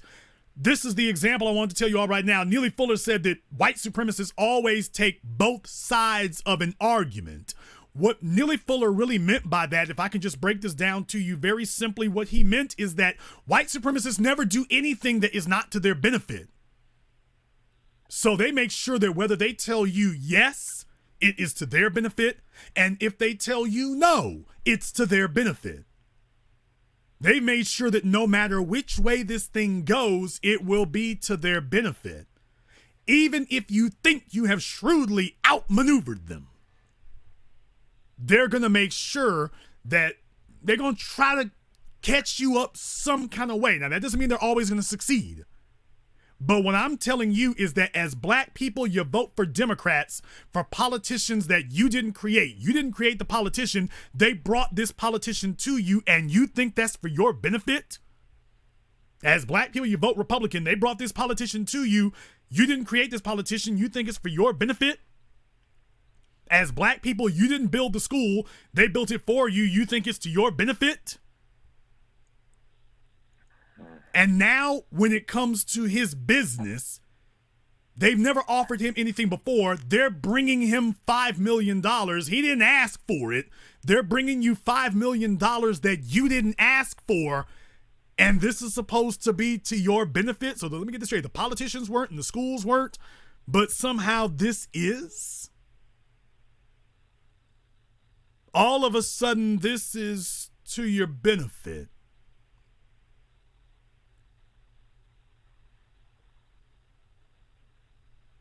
I'll let you have the last word. Just the last word I would have is that one thing I did notice with that question you asked about what were the people doing when they first got in there. And if that man was a realtor, I would think that he was having an open house. He said he was getting a lot of love, but he didn't say a lot of things about as far as getting a lot of business. So as any type of business owner, one thing that you do, anytime you have your name is stapled on your business, that's a sense of pride that should go off into it. Other than that, the only thing I have to say is black first. Wait. Before you go. Now, you just stepped on another thing. You said that having your name on your business is supposed to carry a sense of pride. And you're right. Because that's supposed to be your legacy. That's your name. That's who you are on that business. Take a look at the picture on you all screens right now. This is Sam's Barbecue. This is his business. This is Sam's Barbecue. His business. Now, granted, it's not his name, and Brian Mays owns it, but this is his business. This is what when he says, I own Sam's Barbecue, doesn't matter what his name is. Oh, you own that. Yeah. And I want you all to take a good long look at this. This is what he owns. Air conditioners hanging out the windows. A tin roof that you can see from the warping on it needs to be replaced a long time ago. This is what his name is on. This is the level of respect that he believes he's worthy of. Take a look inside of the business. You talked about respect. You talked about this is supposed to carry your name so you can be respected. Okay. This is the level of respect that he holds for himself. I want you to take a look at these pictures and you tell me, you all tell me what level of respect he is telling you that he expects from the community. Let me just go ahead and lay this on the line. I didn't have to do my screenings the way that I did. I didn't have to do it at the SVA. There were a lot of cheaper places I could have gone. I didn't have to do red carpet. There's a lot of other things I could have done. I didn't have to have pop-up banners that said race war. I did that on my own. I didn't have to do that in New York or LA, but I did. I didn't have to do it at Black Empowerment 1, but I did. Because my name is on it. My name is on that. And when you talk about race war and Black Channel Films, that's me. Doesn't matter if you never see me or whatever. What level of respect am I insisting on? With something that will carry my name and my spirit. What's the level of respect you have? Because this isn't somebody else's business, Negro. This is yours. This is yours. And you are telling us with your actions that this is the level of respect that you believe that you are due. You're telling us that this is the level of respect that you expect from everyone else. That when they think about your name, you want them to think about this.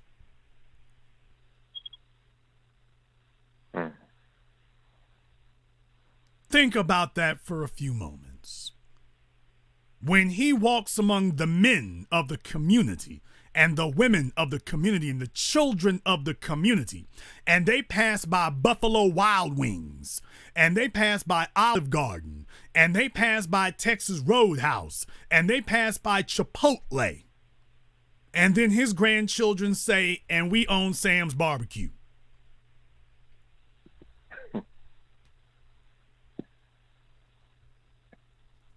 Thank you very much for giving us a call tonight, Antoine. Please do give us a call again. I'm trying to give you all a course on respect. And just how much is he insisting on? They've offered him $5 million. That's supposed to be a wake-up call, not to take the money and run, but to say, I get to leave a legacy and a dynasty. And he's talking as if he just opened up the business yesterday. Caller from 404, you're on live with the Black Channel. How you doing tonight? Am I clear? Yes, what's your name? Where you calling from? Curtis from Atlanta. Wow, Mr. Jason, you're saying a lot. I just want to share a couple of things. You're touching on this. I just want to briefly share my experience. Speaking as a former treasurer of a nonprofit organization, and I stepped down from that position due to the misappropriation of funds. So when you talk about churches, and I've mentioned before on your broadcast about purge the churches, a lot of our community are unaware about the misappropriation of money. The other thing, I'm on a board. As an entrepreneur, I'm looking at where do we get skilled people from? So as I looked to grow my operation, I went back to the school that I graduated from over 20 years ago. And the dirty little secret here in Atlanta is they have conveniently taken all of the trades out of the high schools and moved them into the prison system. And this goes back to what you were saying, how black people look out for themselves. Well, let's be very clear about that. Let me stop you right there. Let me be very clear about that. That happened 25 years ago.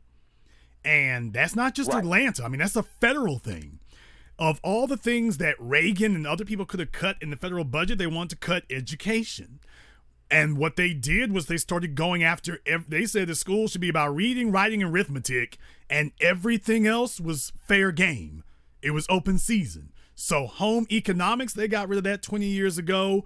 The carpentry classes, the machining, architecture, all those things, they got rid of those decades ago. The only thing that's really left in the schools now, to the extent that they have them, is music. But everything else was tossed overboard. So not just in Atlanta, this is everywhere. And you're correct. Yeah, you don't have it at the high schools anymore. You don't have it at the elementary schools anymore, except certain private schools. But the public schools, no, we talk about how the kids don't have trades, but yet you removed all of those from the schools. The only ones who know how to do it are the illegals. Or if you go to prison, you got a chance to learn to be a seamstress. You can be a tailor. They make clothes in prison. They make auto parts. You can be a farmer. You can be a welder. You can be a carpenter. All those trades they tell you the folk need, automotive repair, you can learn all that if you do a 5 to 10 year bid and won't owe any student loans. By the way, and here's the cherry on top, and you won't owe any student loans. Now, assuming you don't get shanked in Chow Hall, but I mean, imagine that. You could do a 5-year bid and come out better than these kids in high school. And yes, with Atlanta being a mostly black-run school system, although not really, to be totally honest. It's not really black-run. But I do get your point that you got enough people there that this shouldn't be going on. But absolutely, you're absolutely correct. They don't have it in the schools anymore, but if you get a felony, you might have an opportunity to get some usable skills. You are 100% correct, because I've only been on this board for a year, and I'm sharing this because I'm in my early 40s and I'm Generation X, and I can't believe how we're being sold out by the older generation. Do you know the reason that they gave me why all these programs are no longer available in the Metro Atlanta Tech schools? The schools are run by women, and they felt like the office skills were more important than your plumber, your electrician. You follow me? And so what happened was they said, yeah, you know what? We need to put those prisoners to work. They got a live-work project under the Department of Corrections for Georgia, and it's exactly what you said. They send our young men down the road. They've partnered with technical schools in those areas where those prisons are, bus them to the prisons, give them a skill, and guess who partners with those technical schools? The state, the county, local government, and nonprofit organizations. It's a dirty game that this next generation is up against. It's a dirty game, Jason. Brother, you got to remember something. We as black people are not at all suspicious of folk who are allowed to get into, quote, positions of power. When you've got Kamala Harris, when you got Stacey Abrams, when you got the mayor of Atlanta, that chick with the funny name. I forget. You're talking. I know you're talking about the mayor of Atlanta. I can't think of her name right now. Yeah, the current immigration. Go ahead. The current mayor of Atlanta. She's the one with the funny name. And Bottoms. Yeah, that's what I'm saying. Bottoms. Mayor Bottoms. My God. Okay. Anyway, so in a situation like this, brother, we have to sit up here and say to ourselves, hey, don't you understand that they're going to put folk in positions of power who hate black folk as much as you do? You got a school system run by a bunch of black women who hate black men as much as Governor Deal does. Why else would he allow them to get there? And then, after letting them get there, tried to indict and imprison as many of them as he could. Unless we've all forgotten about the school scandal, where they were giving kids bogus grades and passing them along. They let you do that for decades and then came to imprison you. They let you destroy the school system and then came along later, decades later, and rounded up and tried to imprison as many of you as they could. Don't you understand that that's called tying up loose ends? Instead of sending a hitman like they do in the movies to go and kill you to silence you, they instead have sent you all to prison. They used you to sabotage your own sons and daughters in the public school system. And then, after you've done that, they send the hitman, the prosecuting attorney who can't put a police officer in prison. They catch the police on video murdering people, can't get him in prison, but they can get all your damn teachers who were helping you cheat on them tests and giving you passing grades you weren't supposed to have. They got all of them in prison. They were able to indict all of you. They were able to successfully get that done. And oh, the cruel irony of it. You're supposed to be teaching the kids to keep them out of prison, and now you're going yourself. And yes, that's Mayor Keisha Bottoms. That she's pre-named for porn. But understand something. If they let you stay there, if they put you in that position, it's because they know you're safe. They know you're safe. They would not be trumpeting you if they didn't. And they monitor this down to the... Don't you know that the white supremacists monitor the school boards, man? They want to know what's coming out of them schools. They want to make sure that their children have always got the edge. So they monitor these schools to see exactly what's coming out of them. They absolutely want to know what is coming out of these schools, because their futures depend on it. Their futures depend on this. So, brother, it's not accidental, it's manipulated, and you are surrounded. When you're a black person who goes into a government job, don't you know that a government job, that is the house Negroes? Now, you know they don't have much, right, but don't you know them Negroes will kill you over their little government job, just like T.D. Jakes. T.D. Jakes would run every single one of us off the road. You know why? Because if that Negro loses his preacher man hustle, what else is he going to do? Oh, he's gonna put drain cleaner in our Kool-Aid. He's gonna put cyanide in our cornflakes. He's gonna do whatever he's got to do, because there is nothing after this. There is nothing. And we don't get that. Jason, that's the power. What you're saying, the power of being an entrepreneur and being financially independent, that's the only way I'm able to go in and speak truth to what you just call house Negroes. That's the beauty on the other side. Everything you're saying, I couldn't do this if I wasn't my own business owner and nobody tells me what to do. I'm trying to help the community, and then I'm seeing what you're just explaining to the youth. This thing is not just Europeans against us. It's our own people being okay with policy, being pushed against their own kids. It's sickening.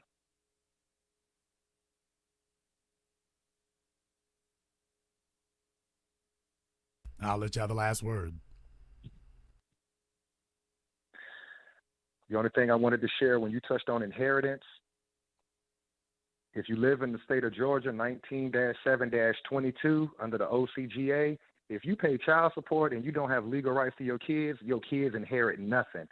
And so this goes back to these nonprofit organizations in this state. They're not promoting legal rights to these men. They're promoting the child support system. Your child can't inherit if you don't claim it from the state.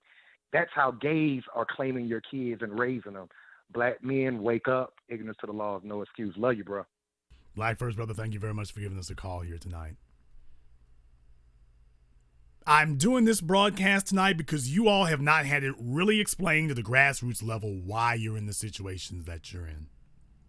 It's not accidental. It's never been accidental. They just need you to go along with it. They just want you to go along with it. I'm going to take one more phone call here tonight. Let me get caller from 773. You're on live with the Black Channel. Yes, hi. This is Erica, and I live in the city of Chicago. Hello, Erica from Chicago. What's on your mind? Yes, the reason why I'm giving you a call is, number one, I appreciate your broadcast tonight because it is very important. I am 34 years old, and I used to live in a city on the west side of Chicago. I remember there was a nice building on Hamlin. It was at least 12 stories. 12 units. It was owned by a black couple. However, the couple died, and they left it to their children. Their children, unfortunately, they sold that building. They was offered $100,000. $100,000. This was like back in the 90s. And right now, they turned those units into condos.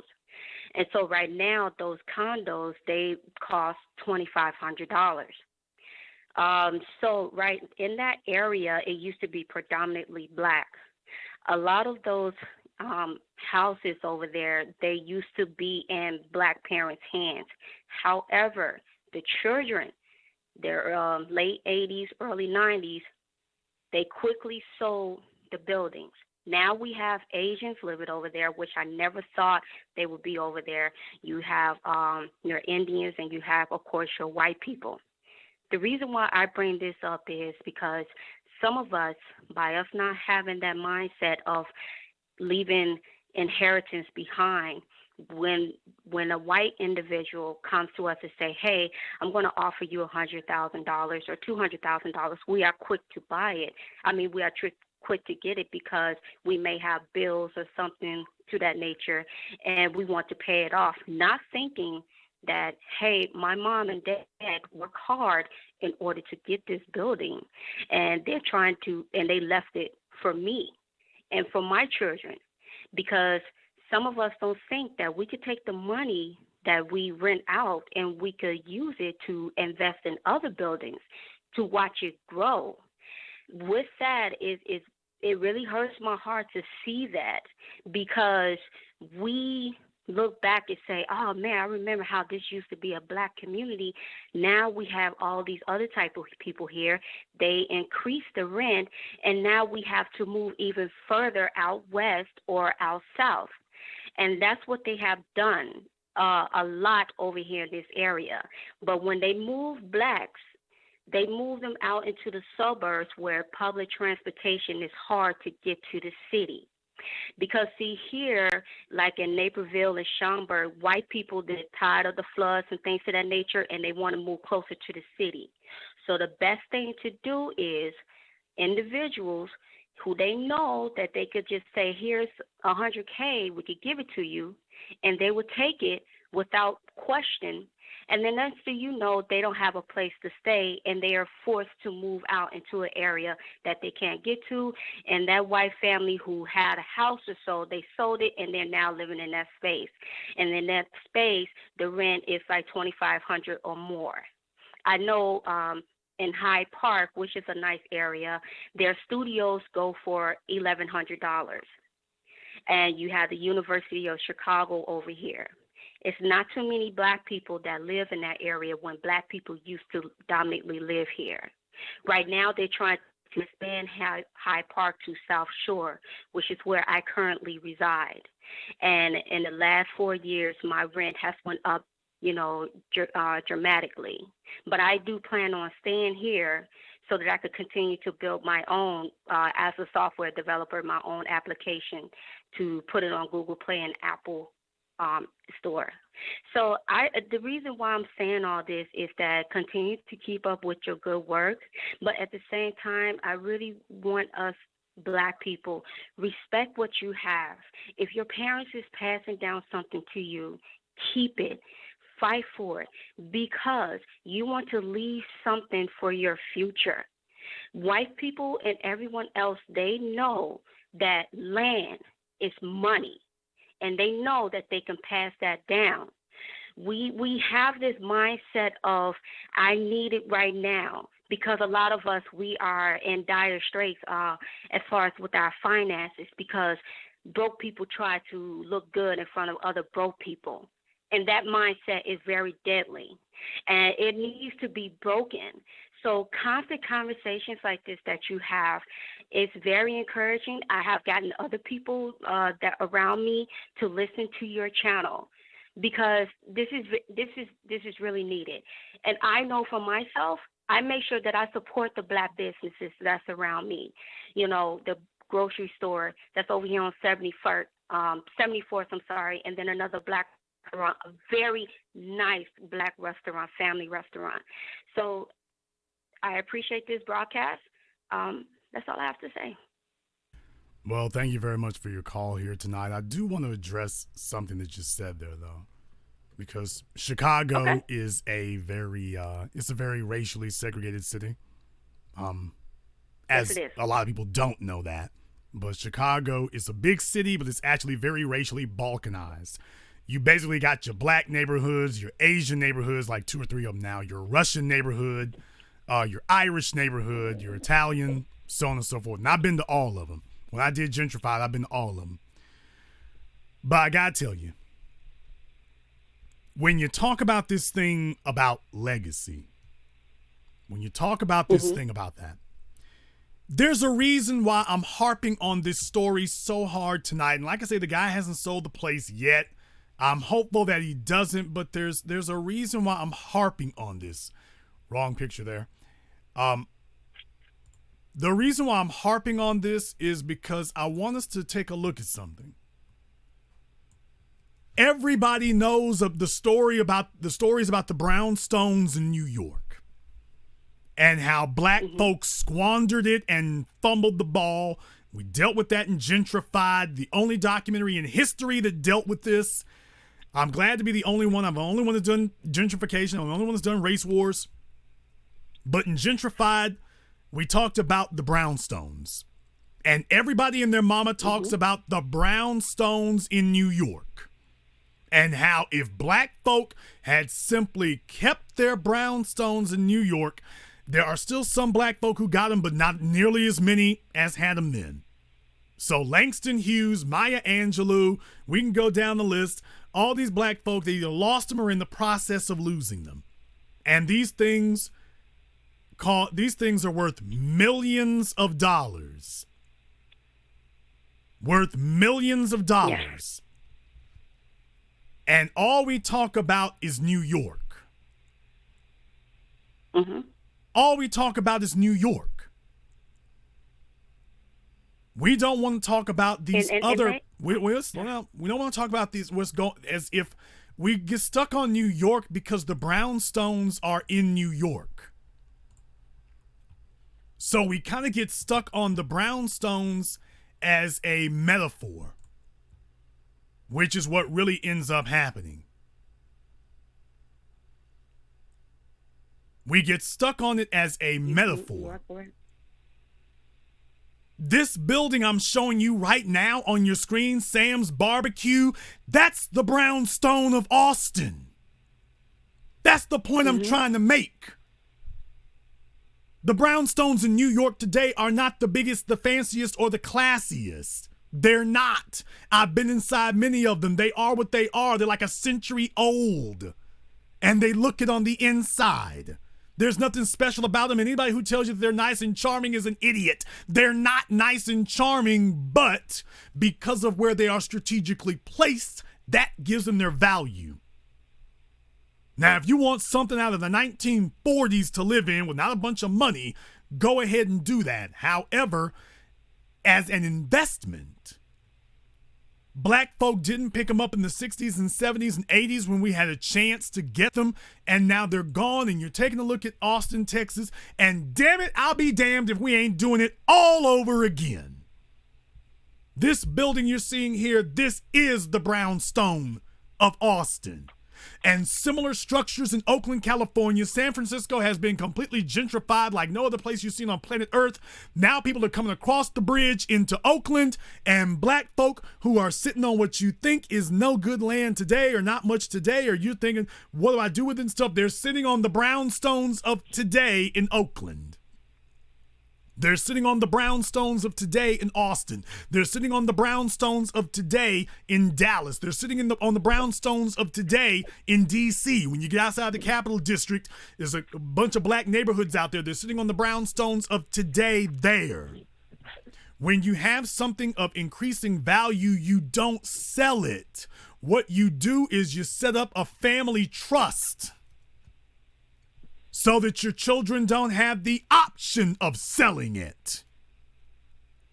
So that you can make money off of it, but you do not have the option of selling it. You have a trustee, an executor, but you don't have a silly situation where your kid goes off and gets on drugs and goes and sells every damn thing. Which is what's happened to the black youth of today. The World War II generation bought the assets. The Civil Rights generation found cocaine and snorted it up and crack piped it up and left Generation X and the millennials with nothing. Yes. So if you all want to answer that, Jason, how could this have been stopped? Don't let these Negroes fool you. Every damn one of your grandparents can tell you that they applied for a grant from a trust. They know what a damn trust is. They didn't do it because they didn't think you needed it. They wanted to go spend it on Cadillacs and tennis shoes now. Damn the kids. I'm going to buy this today to let Jesus take care of my children. I'm going to buy this now. And you want me to tell these children to respect your raggedy ass? Oh, hell to the no, no, no. Could never be. I will never tell these children to respect a traitor. Even if that traitor gave birth to him, I'm never going to tell you something crazy like that. So for those of you who are coming up and trying to figure out how do you avoid that and stuff, you can set up a family trust. You keep control of it, or you can have an executor of it. You can have an attorney or a law firm. There's plenty of law firms that handle trusts. We've got a $5 million piece of property, and I don't want one of my dumbass heirs to sit up here and do something ultra stupid and sell it. Okay, we need to move this over into a family trust. It's what we need to do. We put it over here. Now you can never sell it. You can profit off of it, but you can never sell it. We will make investments, but they will only be sound investments. We will take investment, but they will only be investments that serve the trust. Just like you got the Carnegie Trust, the Ford, and all those other family trusts. Black folk don't have any. So yes, you can pass down wealth from one generation to another. If I tell you all this is the home of intelligent black thought, that's amazing. Like I say, I made the Black Channel because these are things that I've had discussions with people about for decades, but most of you, tonight's the first time you ever heard any of this. You've been accepting these bull jive ass excuses from your parents and grandparents as if they didn't know. No, it wasn't that they didn't know. Yeah. They just wanted to make sure you didn't know so that you would never hold them accountable. And even after you bring this up to them, they're going to tell you, oh, yeah, I knew that. And then they're going to give you a bunch of bull jive ass excuses why they didn't do it. At what point do you realize that the nigga that got you pregnant with the bastard kids, eventually at some point you grew up and stopped accepting his excuses? Stop accepting theirs. Because he would have played you for a damn fool for the rest of your life if he could have gotten away with it. And the same heifer sits up here and spends up all your damn money. She would do it for the rest of your damn life if you let her get away with it. Well, guess what? They will sit up here and hand you all bull jive excuses and let you all go off into poverty the rest of your damn days while you're competing against the children of other folk who left resources. And they'll let you do that. They'll let you sink for the rest of your damn life if you let them get away with it. They hate me because I'm just not gonna let them get away with it. That's my point. I'm just not gonna let them get away with lying to you all anymore. And by the way, a trust is only one vehicle.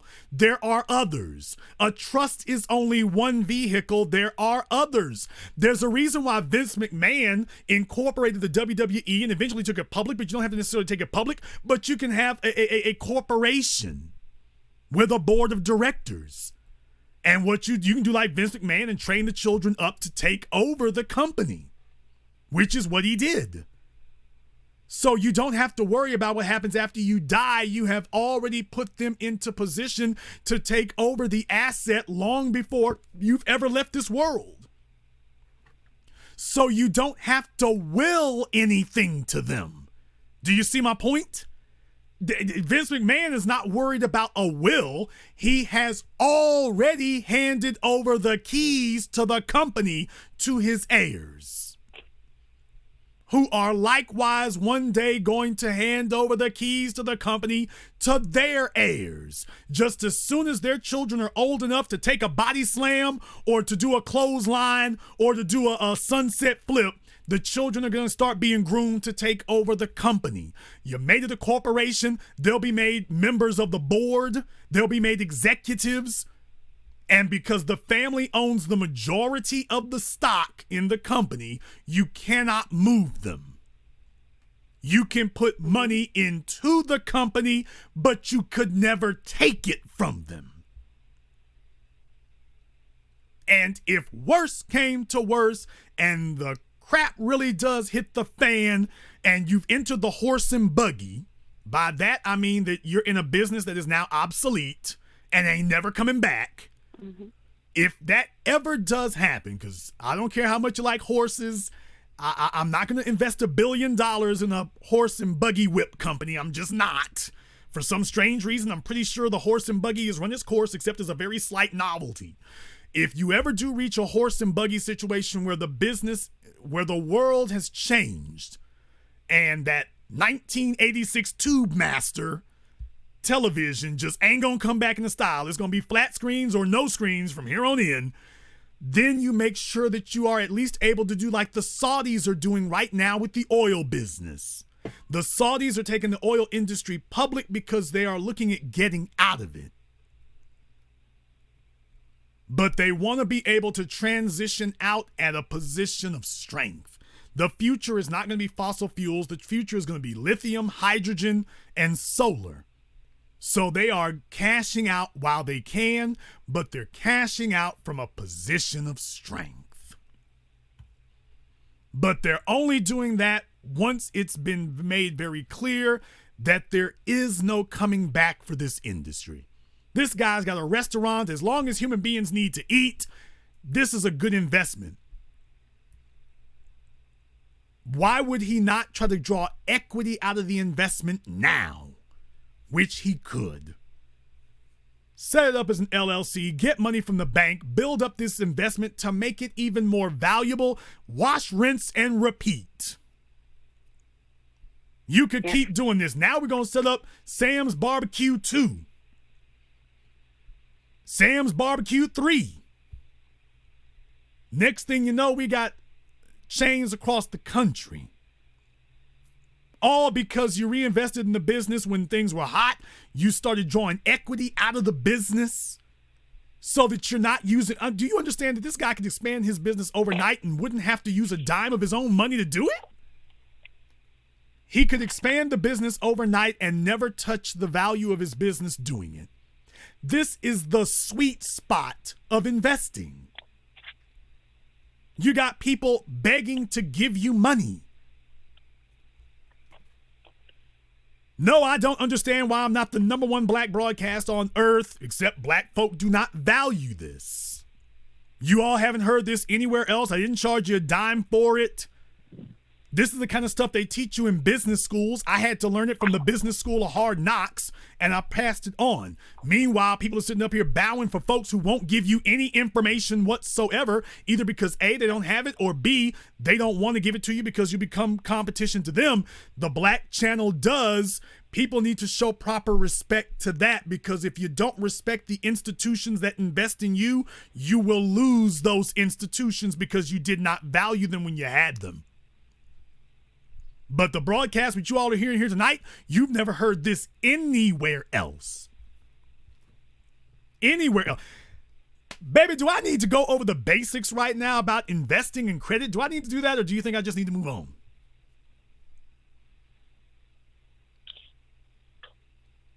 She said, baby, who's he talking to? I'm talking to you, man, in Chicago. She's like, I can't believe I'm sorry. She's like, oh, he took me by surprise. I'm sorry. Hey, baby, who's baby? I'm wondering if I just need to deal with the basic building blocks. Do I need to deal with the basic, while I've got everybody's attention during this broadcast tonight, maybe I need to deal with the basic building blocks. Well, see, may I interject? Yes, you may. Okay. To be honest with you, it does not take a business degree so that you could be able to learn the different types of investments. You know, say if you're an individual that doesn't have $5,000 to go into Merrill Lynch or anything like that to that nature, you could try to do Acorn or something, individuals who may have $5 and you could build your portfolio, which is something that I have been doing, you know, working on my 401k and my RMA as well. There is also a book that I just purchased from Amazon. It's called The Simple Path to Wealth by J.L. Collins. So me and another gentleman that I currently work with, we constantly try to go over different methods and learn how to build wealth so that, you know, I see myself in 10 years wanting to retire.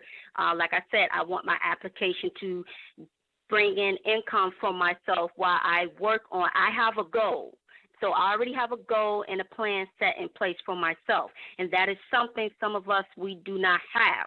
When you do not have a goal, you do not have anything to reach for. You would not go out and you would research. You could easily research, type in Google, cash cow couple. This is September 11, 2018. You have another one, how to buy stocks.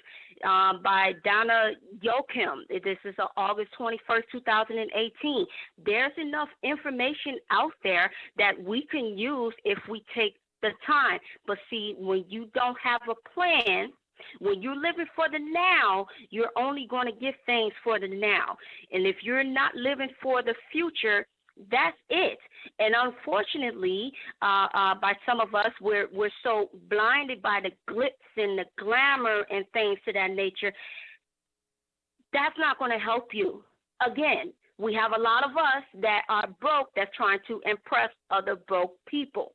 It makes absolutely no sense. The gentleman that you have right here on your screenshot, yes, that is his brownstone, which is so unfortunate because some of us, we feel that, hey, this is all I can do and I'm just going to wing it instead of having a scope.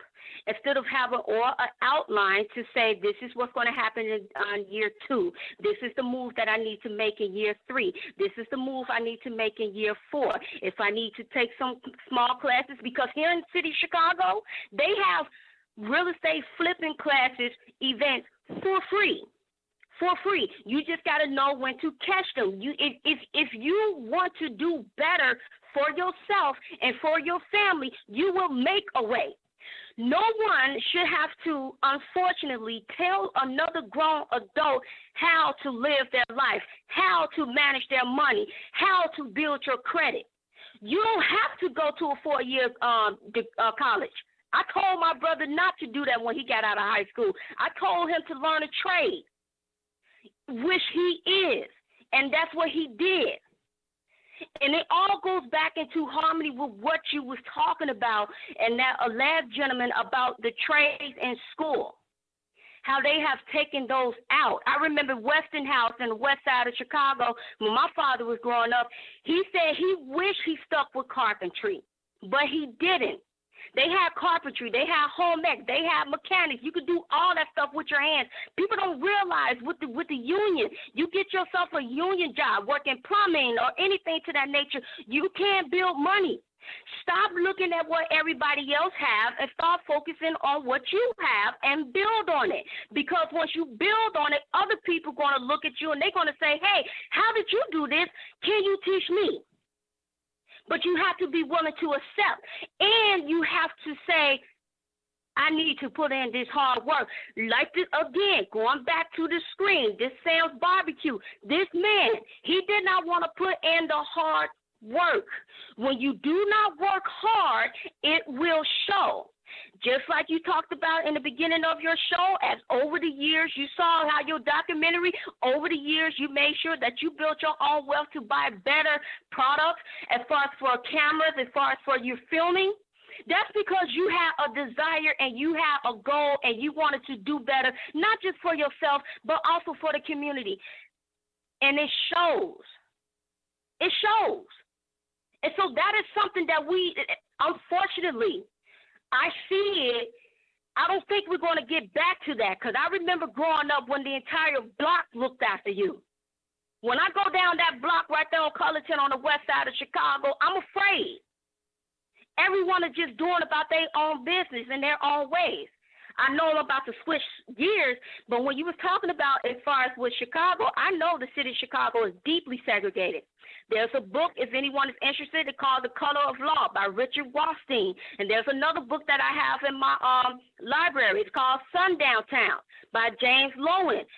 Different things that we can read for ourselves. Once you get the back history, once we as Black people know the history, but what are we going to do to change the future? There's nothing wrong with knowing about our history, and we continue to know it. But what are we doing for our future? Not nearly. That's what we need to be wondering about. Thank you very much for giving us a call tonight. Please do give us a call again. I think I'm going to go over some basics here. I'm going to take another phone call here in a moment because I'm waiting for somebody to call. And if they don't, they'll disappear. I don't really deal with stocks, even though I did pick a few winners. As you all know, if you follow me on my Jason Black Facebook page, I picked a few winners. I don't really like buying stocks because I don't believe in buying an asset that you don't control. And when you buy a stock, as I gave you with the Vince McMahon story there, you don't really control the company unless you have voting stock, and even still, you got to have a lot of that. But the other reason why I don't really deal with stocks is because I don't trust most of these people out here talking about stocks. I see a bunch of people talking about buying and trading stocks. I don't see anybody who is living comfortably and their sole income comes from trading stocks. That's why I don't pay any attention and I don't allow people to get in the chat room and solicit things. It's buying stocks is easy. You can download apps for that. Hell, Robinhood. You can get the Robinhood app and buy stocks, well, within 24 hours or so. That's not really what we're looking for. If I'm going to have reliable information, I got to look at this person. I got to look at their pedigree. I'm not going to sit up here and take medical advice from somebody who's on a heart machine. I'm not going to take track advice from somebody who has never laced up a pair of tennis shoes. I'm not going to go off of theory. And a lot of these people who use those terms, they, sit up here and they're speaking theoretically. Yeah, you're talking about NVIDIA now. Everybody made money off of NVIDIA stock except me. I told everybody about the NVIDIA stock. I never bought a share of it because I don't trust stock. A lot of people made a lot of money off of NVIDIA. There's some of you who made money off of AMD. Micron, when it spiked, and now Trump has screwed up the semiconductor market with this trade war with China. But once that filters out, we expect things to level out there again. And I'm not a stock trader. But what I am saying is that I don't trust these people who talk about stocks because I don't see any of them who can demonstrate to me that their knowledge of stocks is providing them with an above average income that's taking care of them. And until I meet somebody that I can take a look at them and see, okay, what you know about stocks is paying the bills, I can't take you seriously.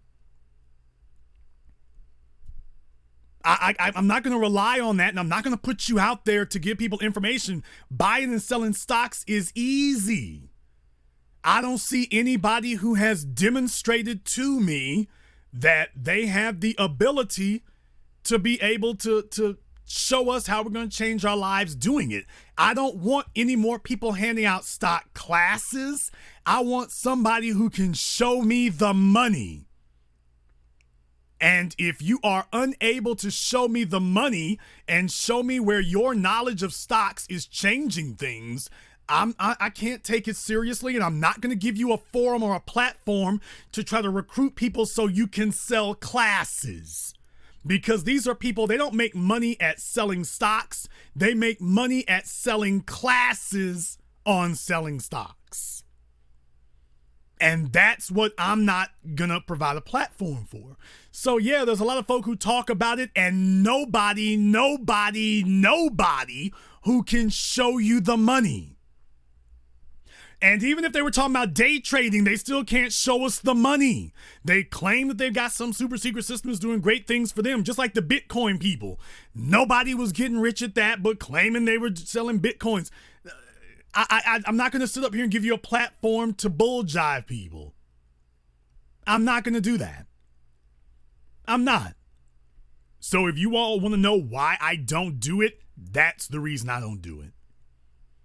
Not trying to give anybody a hard time, I just don't do that.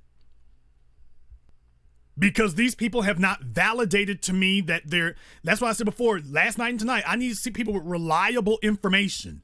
If I can't validate that the information is doing bang up stuff for you, no.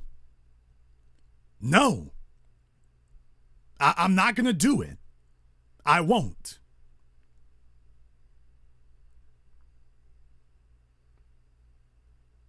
Not going to do that.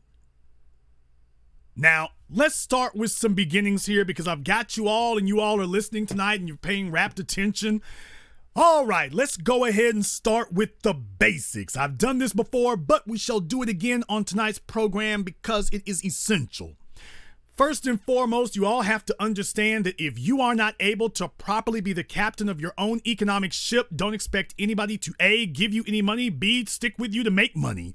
If you cannot demonstrate to them that you are a captain who knows where the hell you're going, if your bank account is empty, if your credit score is at room temperature, don't expect anybody to join with you. Don't expect it. Because you haven't earned it. So first and foremost, you have to get your financial house in order. You can't have a bunch of debts. Your credit score tells us how well you're handling your business. And your savings in the bank are telling us how good you are at being able to turn $5 into $10. If you are spending every dime that you make, you will never be financially solvent in life. You will always be poor. Doesn't matter if you make $50,000 or $500,000. If your savings are not going up commensurate to your income, you will always be poor. You will always be poor. Next order of business. Jason, I want to invest in a business. What do I need? First of all, you need to invest time in learning before you ever attempt to invest knowledge. I recommend that it be something that you have a passion for so that you can stick with it long enough to master it. But even if you don't love it, it needs to be something that you have mastered to a level that other people do not have. Because if you are the smartest person in the room, other people will have no choice but to pay you top dollar for your knowledge and expertise. Sam's barbecue ain't much to look at. The kitchen he makes it in damn sure ain't much to look at, but clearly he's got a knowledge about how to make his barbecue turn out a whole lot better than your Aunt Esther does. So his mastery of barbecue is what has given him a viable business. He could be doing a whole lot better because if he wasn't in Austin, Texas, if he was in Biloxi, Mississippi, nobody would be offering him $5 million for that business. However, he's been able to stay in business in Austin. He understands the lay of the land. He's serving up what they want in that place. His mastery of it is what gave it to him. Whether it's medicine, law, real estate, computers, if you have mastered it, you will have the ability to get people to pay you above average money for it. Now you have left the world of wage employees and entered the world of business. What do you do next? Now that you have left that world, it's time to start investing. If you have properly got up your savings and gotten your credit score together, how do you get your credit score together? If you're from the beginning, you can get a secured credit card. You can get an account with Fingerhut or whatever, although I recommend a secured credit card. Once you've had your secured credit card for 6 months, you're going to start getting offers for unsecured credit cards. If you're a student in college, there's no reason you shouldn't have that. Preferably ones that don't have an annual fee, so you don't have to sit there monitoring it. Doesn't matter who the card is from. I just recommend it's not with an annual fee, but you can get your secured credit card and you can start there. Make sure that you're using it. Pay it off in full every month. What you're trying to do is raise your credit score. You're not using the credit card because you need it. You're trying to raise your credit score, which means you know that in order to boost your credit score, you have to take on expenses through your credit cards. Don't take on anything you can't pay off in a month. Don't carry a balance. Some people tell you to carry a balance. It really doesn't make a big difference. I say don't carry a balance so you don't have to monitor it. And if you got a 500 credit score, you can get that to 550. You can get that to 650 within a year if you use your credit. It goes very quickly to go from 500 to 650. It goes a lot slower from 650 to 700. Much less 720. It goes a lot slower when you get to that point. But if your credit score is 475, 500, you can get a secured credit card and get started. If you have any outstanding debts, you want to, especially if they're recent, you want to get those off of you. And what you can do, you want to contact your creditors and make sure that don't acknowledge the debt, but make it clear that you're not accepting it. But if they contact the credit bureau and remove it, you might be inclined to pay this debt that ain't really yours. Got to be careful about that. That's kind of tricky. I don't advise everybody to try that, but it's kind of tricky. If you got bad stuff on your credit report that's 3 or 4 years old, challenge it. Even if it's legit, you might be able to get it removed. Remove what you can, and the stuff that you can't, challenge it, see if it can get removed. If you can't get it removed, you might have to pay them off. Next order of business, you want to get 3 or 4 credit cards. Retail cards, that helps your credit mix. I don't recommend retail cards because I've never seen an investment that I could buy at Macy's. Never saw it. Now that you're building up your credit, you now need to understand the difference between good debt and bad debt. Most of you were raised by hoes, hood rats, bum niggas, deadbeat dads, and nobody ever explained to you that there's a difference between good debt and bad debt. You saw your parents' example of racking up tons of bad debt, and no one ever explained to you the difference between good debt and bad debt. What is bad debt? Bad debt is debt that you acquired purchasing consumer goods. Clothes, TVs, shoes, meals. That's bad debt. Good debt is debt that you acquired purchasing investments or paying for investments. That's good debt.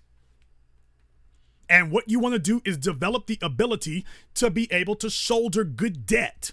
But Jason, why would I want to take on debt if I can save the money myself? Because by using your own savings, you become cash poor. It is better to go into business with someone else's money, and if the investment goes bad, you owe them, but your bank account is still where it was. I would rather be managing a debt for a business that went bad than to have spent my life savings on a business that went bad, and now I've got nothing. So what you do is you make sure that you stay cash rich. You keep your savings in the bank, so that if things go south, you're still okay. You got to deal with a creditor, but it's better to deal with a creditor than it is to deal with an empty bank account. Let you have the ability to take on debt so that if you need to take those risks, you're risking someone else's money and not your own. You're risking someone else's money and not your own. You were not taught this. Now that you're risking someone else's money and you are dealing with a business from a position of strength, you need to have people around you who deal with large figures who can help you. There are 3 things that you must have when you're ready for your business to do well. You must have a knowledgeable CPA. You must have one, and he's going to deal with a lot of other customers, so he's going to be able to help you to increase what you got. He'll be able to help you avoid taxes so you don't pay out any more than you have to, and he'll be able to give you business strategies going forward. Probably going to be an extra fee, but get you the best CPA you can, and I don't mean H&R Block. Get you a good CPA so he can help your business grow. Number 2, get a tax attorney. Certainly make sure you have one. If your business is growing, at some point you will run afoul of the IRS. If you haven't, you ain't running your business right. And number 3, a banker. If you don't know the loan officer or the banker at your bank by first name, you're doing something wrong. You're doing something wrong. Once you've got those into place, if you have mastered a skill to the point that people pay you above average and you've got the ability to challenge and even put other people out of business because of the mastery of the skill that you have, and then you have taken the money that you're making from this mastery of the skill and made sure that you've got a nice big cushion in the bank, but you have also cultivated your ability to borrow money to take on good debt in order to invest in the business, and you've got proper financial advisors around you at a basic level, you got a financial team, a CPA, a banker, a tax attorney, then you can start doing riskier things. In my world, the riskiest thing of all is taking on a business partner. That's the riskiest thing in the world, as far as I'm concerned, is taking on a business partner, but that can happen also. That can happen also. Now, what I gave you all tonight was the primer. It's the everyday stuff that black folk fail at. Every day, your mind's got to be on your money and your money got to be on your mind. What I said at the beginning of the broadcast about reinvesting in your business. Once you've gotten off the ground and successful, you've got to continue to reinvest in it. But what I've given you right now is the beginning. I'm showing you I'm telling you all what the basic foundation is. I just told you all a basic business course in 5 minutes. What the Wharton School of Business charges tens of thousands of dollars for you to go to class to learn, I just gave it to you in a few minutes. I didn't go to the School of Business. I went to the School of Hard Knocks Business. I didn't go to the Wharton School of Business. I went to the Hard Knocks School of Business. But I've brought you back what I've learned, because I don't know what your passion is. I don't know what you're going to pursue. I don't know what you're going to go after. I don't know what it is, but I do know that if you are not the best or one of the top 1% best at it, your business ain't going to make it. Whatever it is, if you want your business to succeed, you got to be at the top of that. The reason why with Black Channel Films, I keep going off and buying new gear is because I want to make the point to you all that you see how things have expanded. They have expanded because the man at the top keeps reinvesting in it. I'm showing you in the real world in real time. My crowdfundings have grown because people can see the guy running it respects his own enterprise. They see it from me, so therefore they respect it. There's a reason why Vice News and TMZ were sitting up here following me around for Race War, because they didn't know who I was, but they could see that I cared about it as much as their Hollywood friends who make documentaries. But they didn't know who I am. But they could see the level of commitment in what I did and what I do. So I'm not telling you all some theory. This is what I live. This is what I've shown you. If what I was saying was wrong, you all wouldn't be able to sit here and point to the news stories talking about it. The police department's following us. The movie theater's nervous. We have this situation because when I'm telling you, this is how the West was won. And if you're one of the few people that your parents didn't tell you this, well, now you know. Now you know. Now you're responsible for what you know. Caller from 702, you're on live with the Black Channel.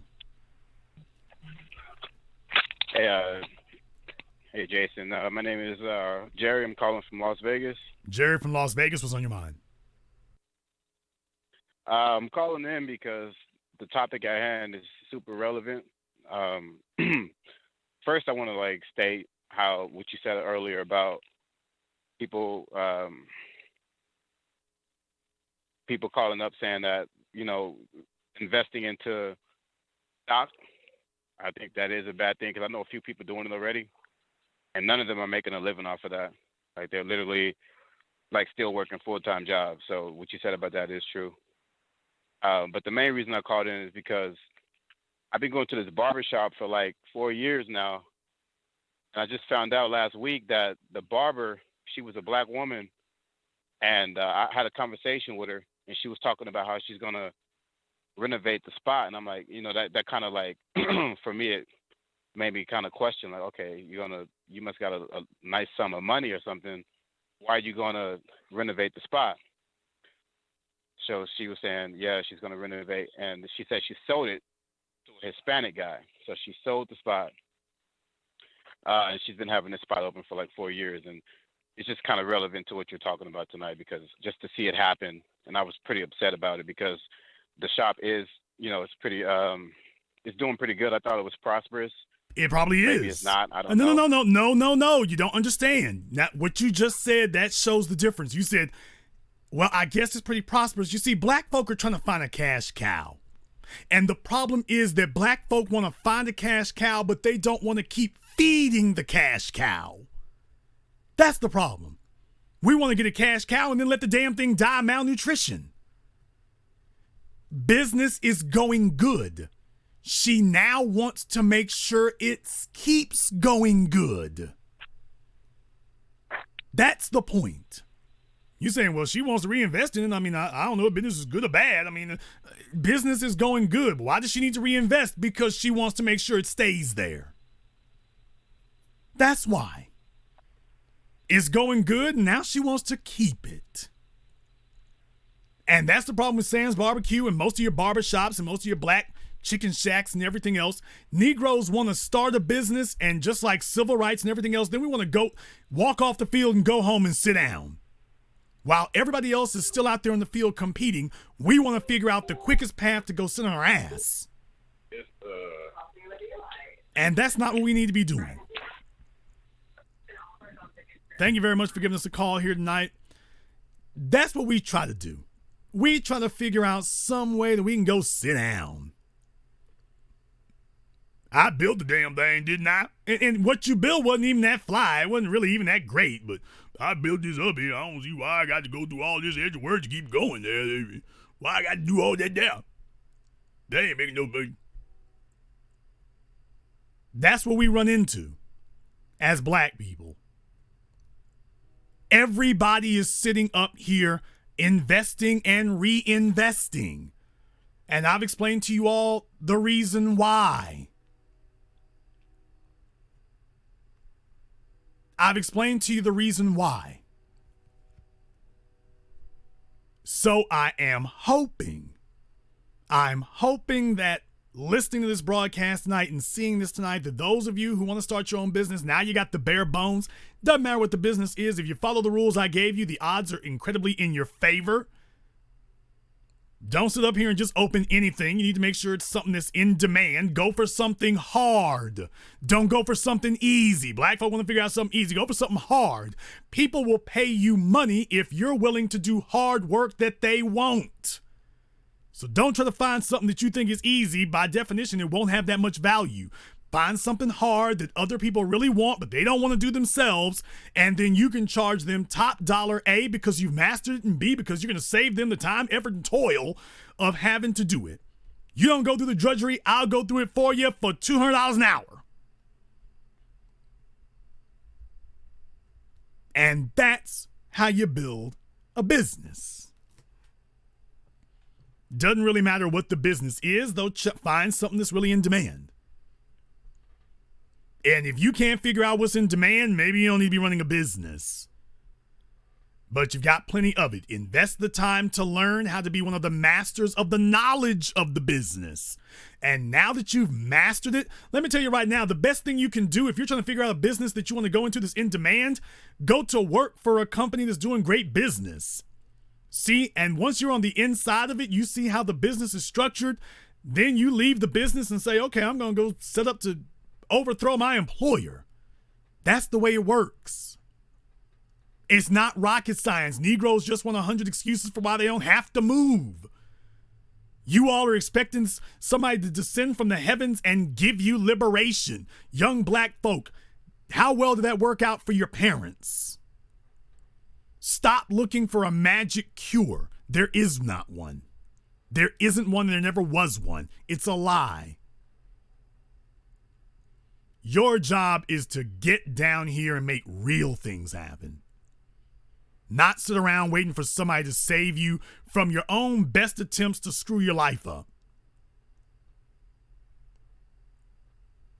I didn't do this broadcast tonight to demean or denigrate Sam's Barbecue.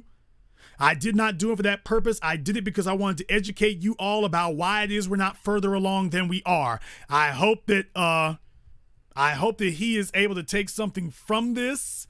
I'm talking about the owner of Sam's Barbecue, Mr. Brian Mays. I hope he's able to take something from this and learn, or his heirs, or somebody in the neighborhood. I hope that you're all able to learn something from this.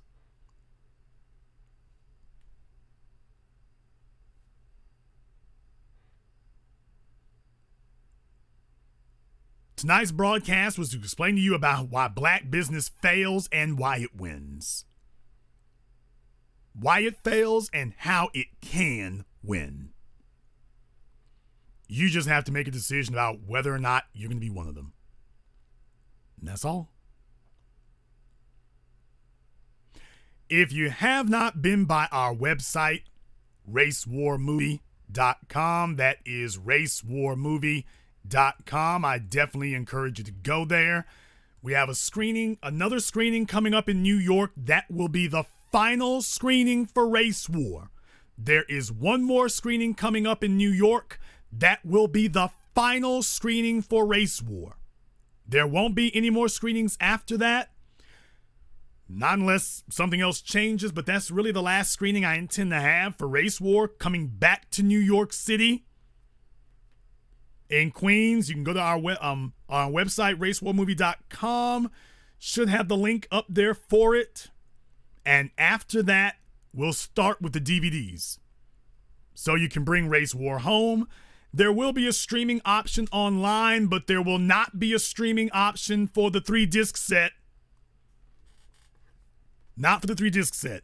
For the UK, I'm still weighing my options on the UK. I know the UK is going to be mad at me if I don't bring it over there, but I'm still weighing my options for it.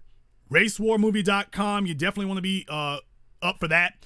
And also for our previous documentary work, BlackChannelFilms.com, we got slammed with orders for 7 a.m. and Gentrified. I've been restocking. So 7 a.m. is going to be restocked this week. If you haven't gotten yours in like the last 2 weeks, those are going to start going out this week. So be looking for that. Thank you very much for your patience. We do appreciate it. We had a huge surge of orders that came in when Race War got released. A bunch of people came. Apparently, maybe they were looking for Race War and found 7 a.m. Good. It'll give them time to get gamed up. Everything else is going out this week. And most of all, I hope you all got something useful out of tonight's broadcast, because you don't have excuses anymore. Your parents gave you excuses. Learn to stop wanting to give excuses. Give your children something you didn't have. Give them a parent that you can look up to, that they can look up to, that they can say, take a look at this big, beautiful, wonderful thing that was built. My dad built this. My dad. Watch your son or your daughter as they get older and they hold their head up high and puff their chest out. When they say, my mom built this. My mom did this. I'm proud of my mom, because she overcame the obstacles and she did this. As black men, you're not used to being respected. You want to get some respect, you got to earn it. Give your children something that they can go to their 5th grade class and poke their little chest out.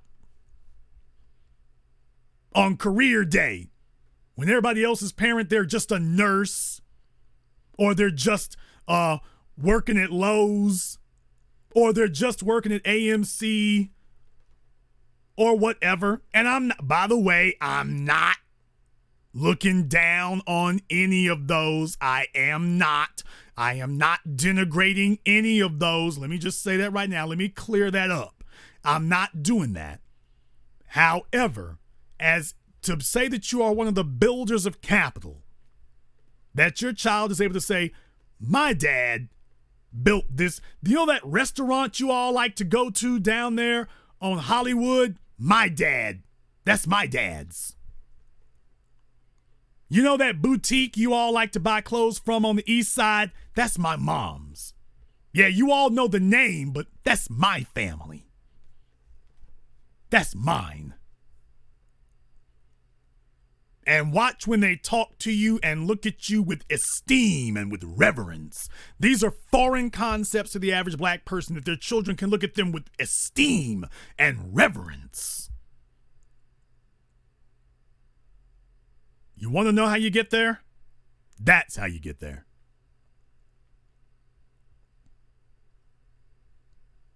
Listen to tonight's broadcast. Listen to it over and over and over again. Lot to learn. Lot to learn. And this concludes tonight's broadcast of the BlackChannel.net radio program. I am your host, your brother, your humble servant, the Black Authority. And until next time, my brothers and my sisters, my sons and my daughters from around the world, remember, black is the future, and the future is what you build.